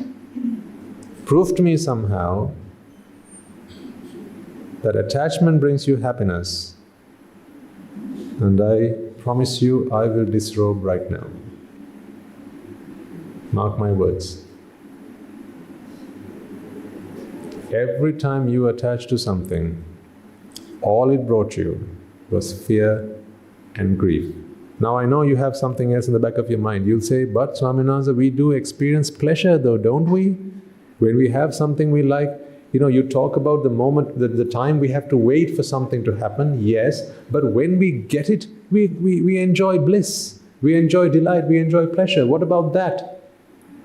I'll come to that. Because you still have a small bubble that is left for me to burst. I'm bursting all the bubbles on the outside. There will be one bubble right at the end, and I just go prick. And then you'll ask me, Swaminatha, can I also come with you?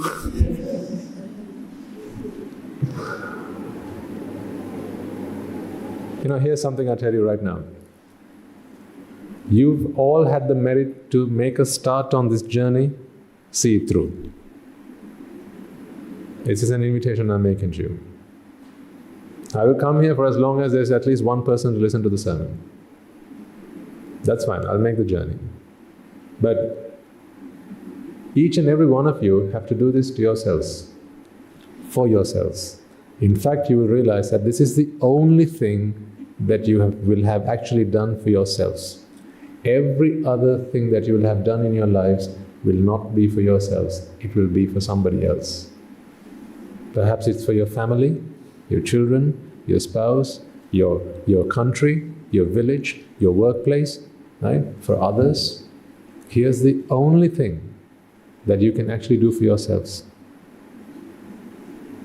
See, today, you may be a well-respected individual in your society.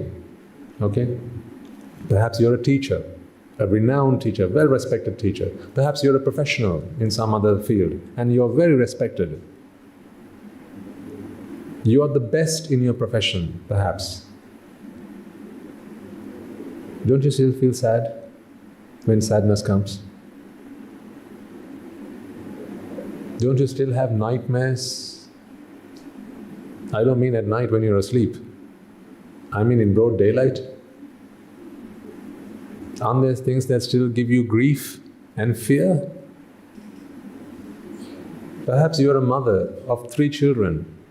That is fear times 3.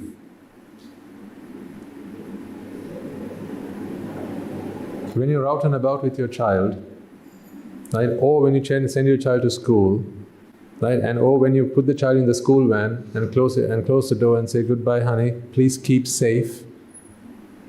Are you not in constant fear? Because this is your prized possession.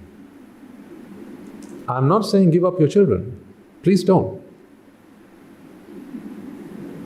What I'm trying to do is to empower you so that you can have everything you still have today and tomorrow.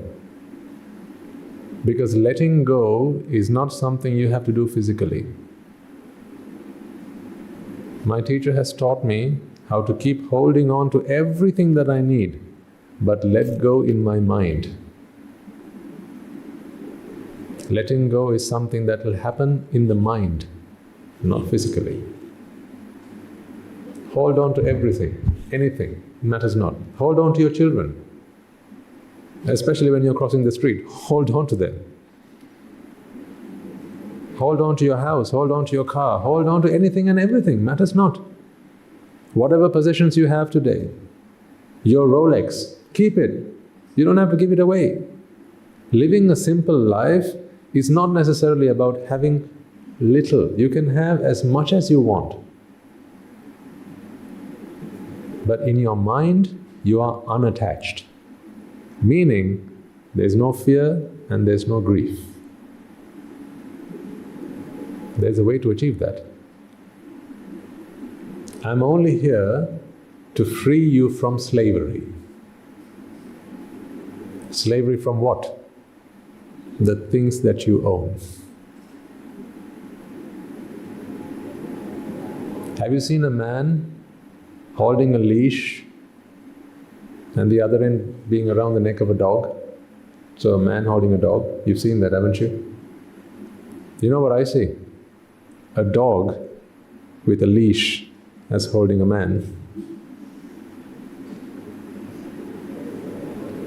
The dog is the dog, but what does the man live with? Fear and grief for the dog. If it's your pet dog, if you have a pet at home, you live in constant fear. That's why you have to take it to the vet every once in a while. If the dog doesn't eat for 2 straight days, how do you begin to feel now? Because there must be dog lovers among you. I was one, so I know what that feels like. We had several dogs at home. My father was quite the dog lover. He had me and my brother as well.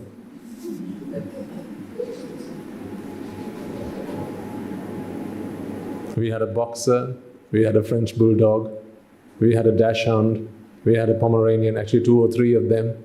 We had lots of dogs at home, we were dog lovers.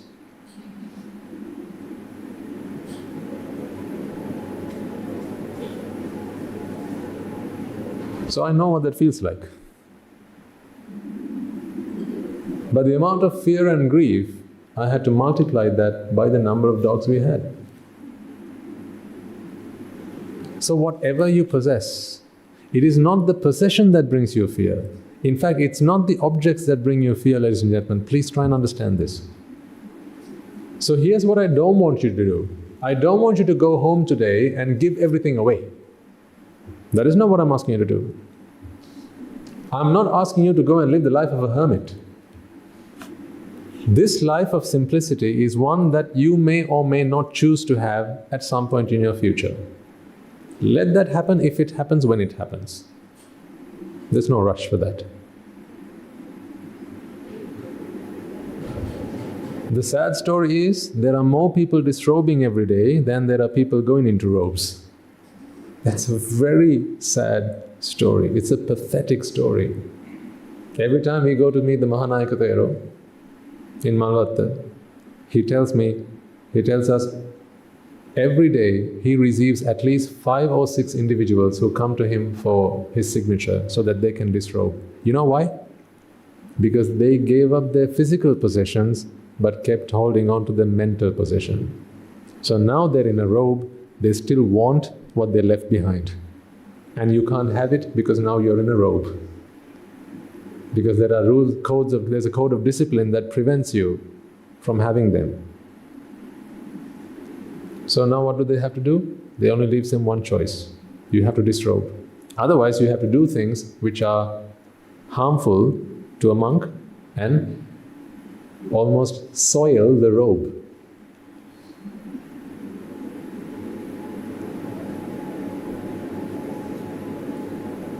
Disdainful behavior. And there are places where that happens.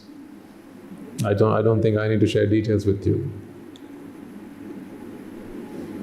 So what I want for you to be able to do is to keep everything you have. That's fine. If you have a nice car, keep it. If you have a big house, keep it.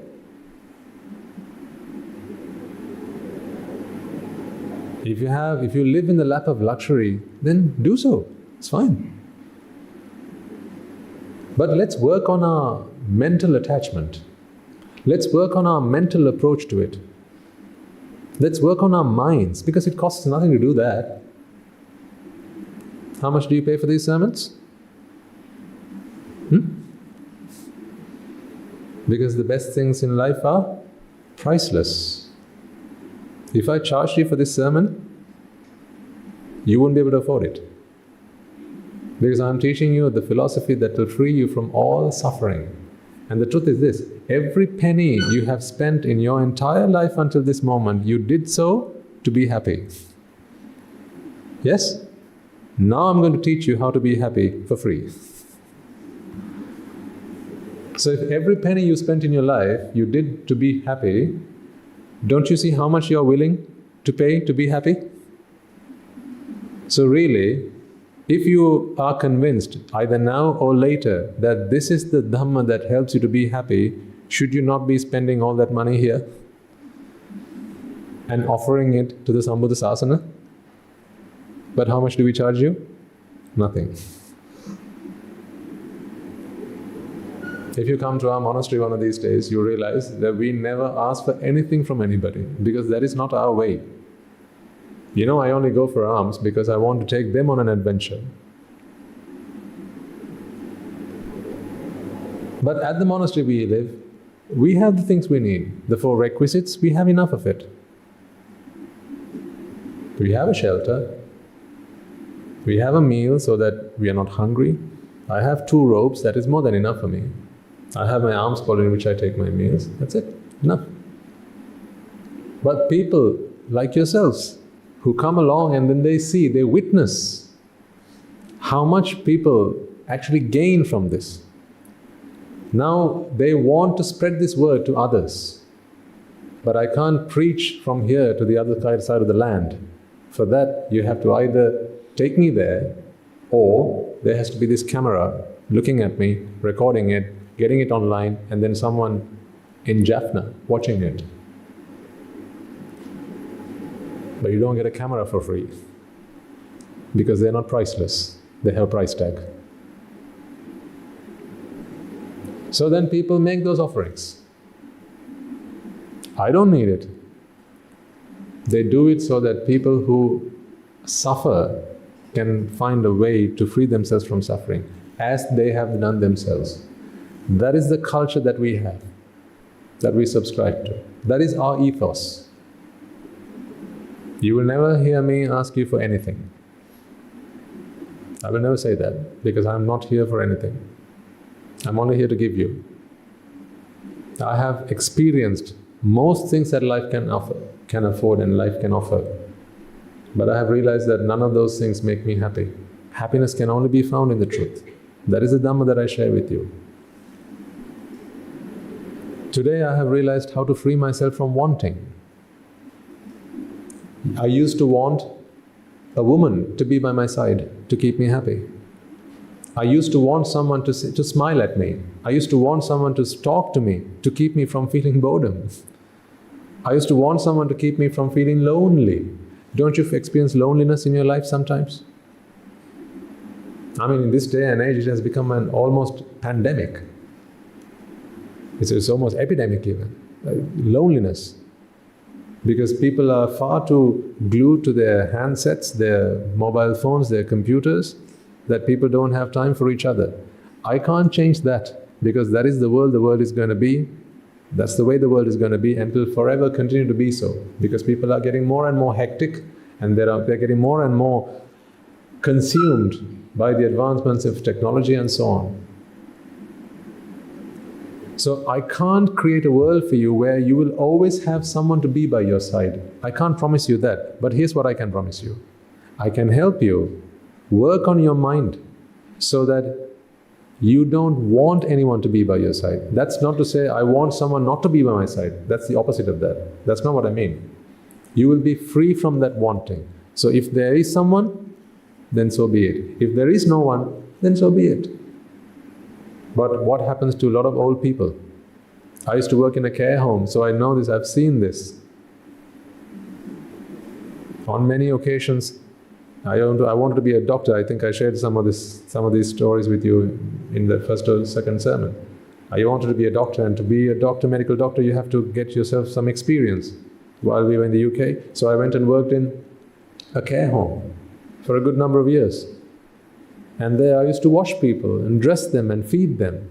Old people between the ages of 70 and sometimes 90, even older than that. on more than one occasion, people have died as I was watching them. I didn't kill them, but promise. They were so old. And sometimes, terminally ill. So I have seen what loneliness can do to people.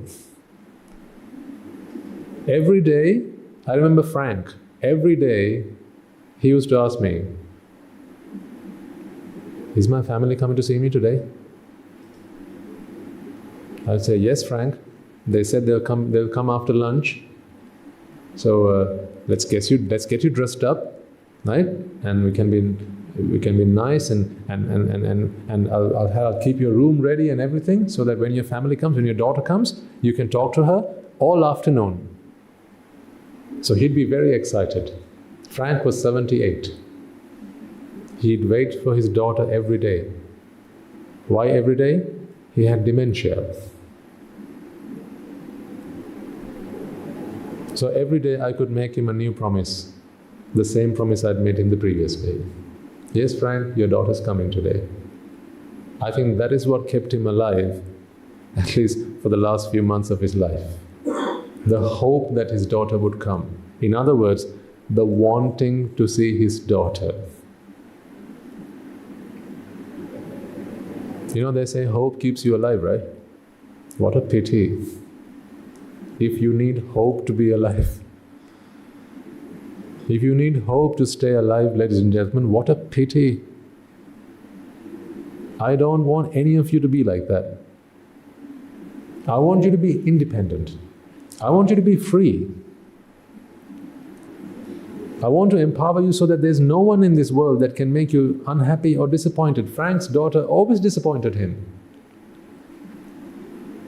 Because every night I would put him to sleep after giving him his drugs and having given him his dinner. I'd say, "Frank, oh, it doesn't look like your daughter's coming today, but I'm sure she'll come tomorrow. So let's wake up early in the morning. I'll come to see you in the morning. I'll dress you up and wash you, and we'll wait to greet and meet your daughter." And on some occasions he'd ask me to ring his daughter on his behalf. So I'd pick the phone and dial the number and pretend I'm talking to his daughter when I'm actually just talking to the nurse on the other side. I say, "Frank, yeah, your daughter wants to speak to you." Because the daughter is far too busy to answer the phone calls. Because she believes she's done her duty. She's washed her hands. You know why? Because that is how they grew up. Dear parents, if you don't instill the value of looking after your parents, loving for them and caring for them in your children today, very soon you will end up being Franks.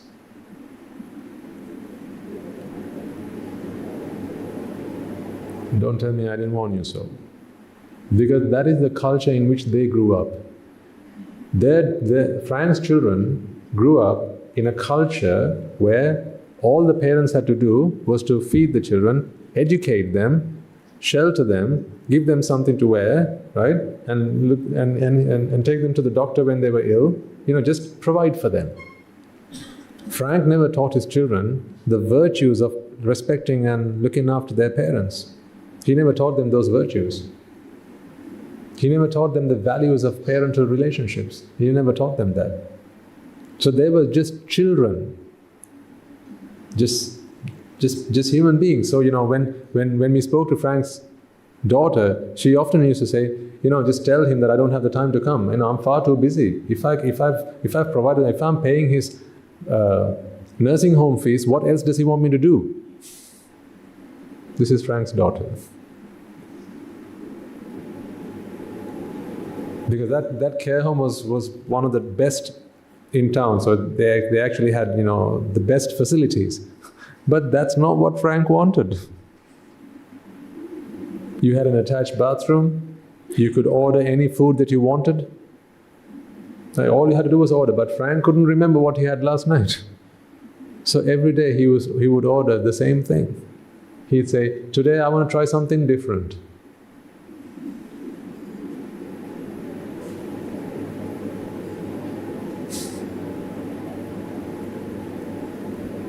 and he would order the same thing he'd ordered the last night. But they were paying for his fees. The fee to be in that home, it was very expensive in that care home.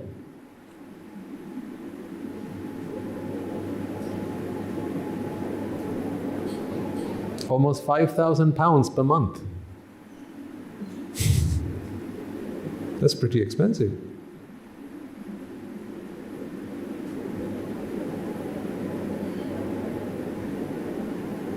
That's 60,000 per year. So she'd say, if I'm providing for him, what else does he expect from me? I don't have the time to come and see him because I've got my family to look after. Can you please explain to him? I said, dear madam, could you kindly talk to him? Oh, yeah, just pass me the phone. And then I could hear her. Hello? Yeah, Daddy, I don't have the time to come and see you, okay? I'll come tomorrow. Just don't trouble people, okay? Just be good, all right? And Frank would ask, when are you coming to see me? That's all he wanted. But that's the problem. He wanted. He wanted. And he thought suffering was his children not coming to see him. Do you think Frank had understood the first noble truth of suffering? What he was going through was piyehi vipayogo dukkho. He wanted to be with someone he liked, he loved, but he couldn't. He thought that was suffering. That is not suffering. The suffering that the Buddha taught is very different. Wanting, ladies and gentlemen, is the suffering. Now here's what I want you to do. I want you to do, so that's also wanting, yes. Here's what I want, here's what I need you to do, okay? Over the course of the next week, and please try and do this, because this will help you to progress on your path and we can have a fruitful conversation next time we meet. Over the course of the next week, whenever things happen in your life that brings you some suffering, it could be you're angry, disappointment, sad, frustrated, annoyed, right? Do you think you'll not have any opportunity for that? Is this going to be a very difficult experiment to do, perhaps? No. So there'll be ample opportunity for you to experience this. Here's what I want you to do. In those moments, ask yourself, is it the event that's making me unhappy, or is there something I want out of this that is making me unhappy? Say, for example, your children promise, Dad, I'm going out, I'll be back by 9. So now you're waiting for 9. 9 comes, but your daughter doesn't come back home. So as any good parent, how would you feel at this point? Fear. So if you resort to your normal behavior at this point, you'll normally pick up the phone and give her a call. Maybe the first time you'll say, Dua, what time are you coming home? It's already past 9. Where are you? So you'll hear a few lies from the other side. We're just outside, Daddy. Outside what? Don't ask me that.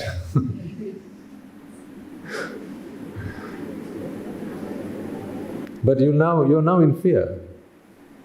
Right? When you experience this moment of fear, address that issue as you normally would. Right? I'm not here to give you instructions or advice on how you should deal with that problem. But here's what I also want you to do. Ask yourself, why are you feeling fearful right in this moment? Is it because your daughter hasn't come home, or is it because you want your daughter to be home? What if you didn't want that?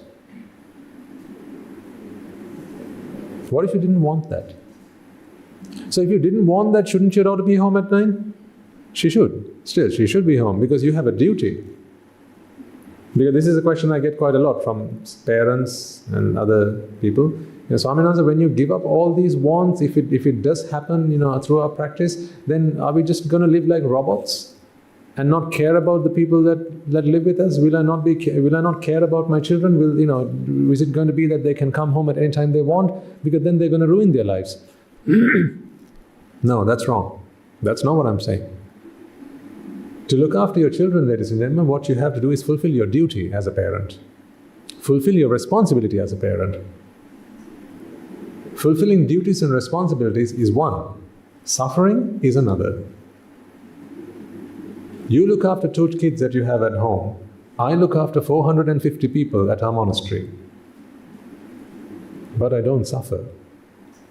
And they're doing just fine. But we have rules. We have discipline.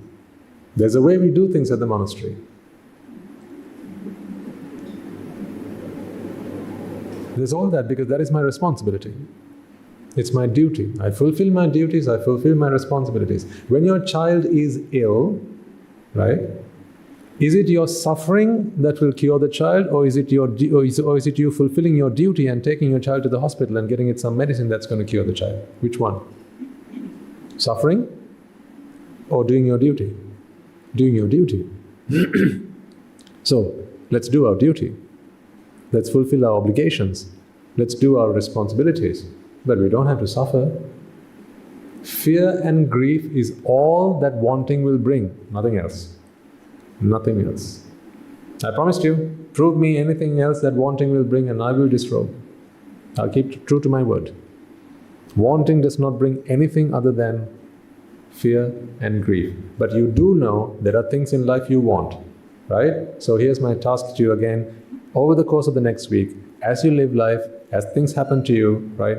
Whenever you feel disappointed, annoyed, frustrated, someone makes a promise and they don't keep, they make an appointment then they don't turn up, right? Someone borrows something from you and they say, I'll give it to you tomorrow, and they don't. Someone borrows some money from you and you have to keep asking them, when are you going to give it back to me? And they don't. Maybe it's a brother, maybe it's a sibling, maybe it's a friend. You know what life is like, this is life. Someone insults you, someone shouts at you for something, for no wrong you've done, right? And that makes you sad. When these things happen, dear ladies and gentlemen, what I want you to do is, when you experience that moment of suffering, take a moment and ask yourself, am I suffering because of the event, or am I suffering because I want a different outcome? In that moment, you will begin to comprehend what I have shared with you today. So that is going to be your homework in the lab of life. What I give you will make sense 20% while you're here, but the remaining 80 will happen as you apply it. Buddhist philosophy is for application. In fact, you could call this applied Buddhism. Like we've done applied math, this is applied Buddhism. That's why it says out there, a practical approach to Nibbana. Nibbana is practical, if nothing else.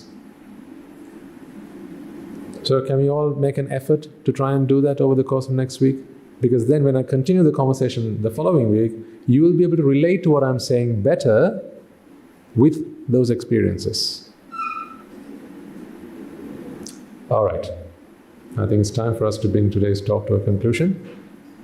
And finally, I want to thank you all for keeping to my request. So last week, you were all lined up to offer alms to the monks, and you gave something very special. You know what you gave? The gift of giving. You'd taken extra effort, you'd gone all the way, and the trouble, I noticed on some occasions, to cut a sandwich up into squares. I think they were 1 centimeter by 1 centimeter. And I loved you for that, for doing that.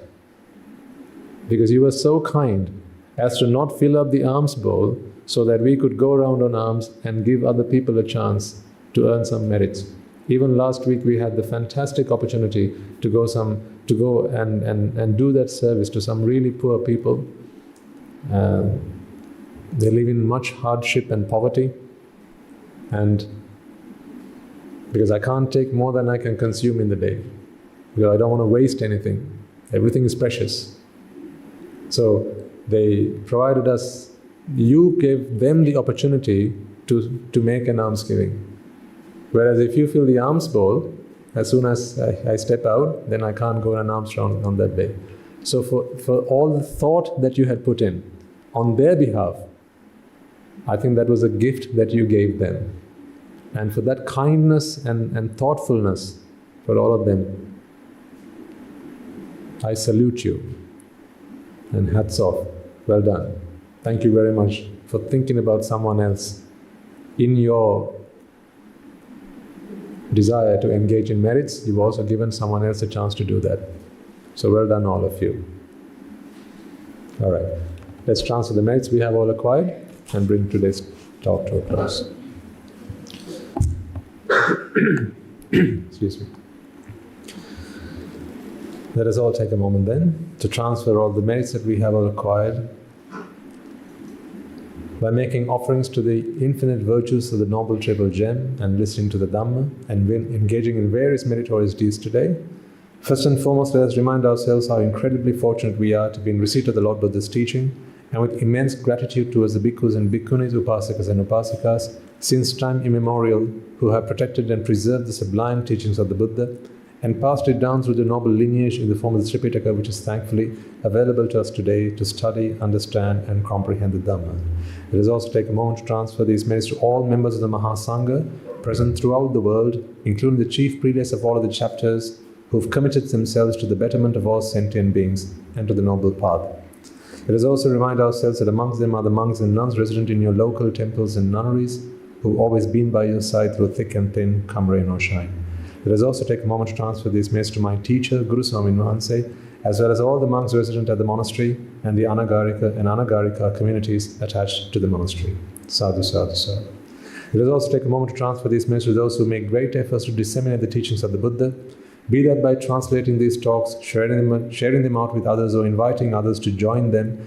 And may by the power of these merits, if any of them have been born in the woeful planes, they redeem themselves and be born in the blissful plane. May they abstain from the unmeritorious deeds, fulfill the meritorious deeds, fulfill the noble eightfold path, and may they all attain the supreme bliss of Nibbana. Sadhu, sadhu, sadhu. Let us also take a moment to transfer these merits to our mothers and fathers, husbands and wives, brothers and sisters, sons and daughters, grandparents, uncles, aunts, cousins, nephews and nieces, our elders, friends and acquaintances, our employers and employees, and to all those who've helped us, supported us, and assisted us in any way, shape or form possible and available to them. And may by the power of these merits they be healed of any physical or mental ailments which impede them on their path to salvation. May by the power of these merits they abstain from the unmeritorious deeds, fulfill the meritorious deeds, fulfill the noble eightfold path, and may they all attain the supreme bliss of Nibbana. Sadhu, sadhu, sadhu. Let us also take a moment to transfer these merits to the Devas and Brahmas, spirits and demons, primarily the Sakadeva, as well as all the numerous gods and deities who are committed to protect and fulfill the Sambuddhasasana. Let us take a moment to transfer these merits to our guardian deities who keep a watchful eye over us and keep us out of harm's way. And by the power of these merits, they prosper in divine power and wisdom. May they abstain from the unmeritorious deeds, fulfill the meritorious deeds, fulfill the noble eightfold path, and may they all attain the supreme bliss of Nibbana. Sadhu, sadhu, sadhu. Let us also take a moment to transfer these merits to the members of the armed forces as well as the police force who sacrifice their lives to protect the peace and harmony of our nation. May all those who lost their lives in the war, be their friend or foe, rejoice in the merits we have acquired today. Let us take a moment to transfer these merits to those who might have lost their lives in natural calamities such as the tsunamis and earthquakes, landslides, forest fires, pandemics and so on. Let us remind ourselves that in this infinitely long journey of samsara, they will have all been our mothers and fathers to us, brothers and sisters to us, teachers, friends and so on. For all that they've done for us, let us take a moment to be grateful to them, and by the power of these merits, may they be freed from any woeful planes that they might have been born in. May they abstain from the unmeritorious deeds, fulfill the meritorious deeds, fulfill the noble eightfold path, and may they all attain the supreme bliss of Nibbana. Sadhu, sadhu, sadhu. And finally, may by the power and blessings of all the merits we have acquired throughout the day, we be able to witness the advent of many hundreds of thousands of arahants on this blessed land.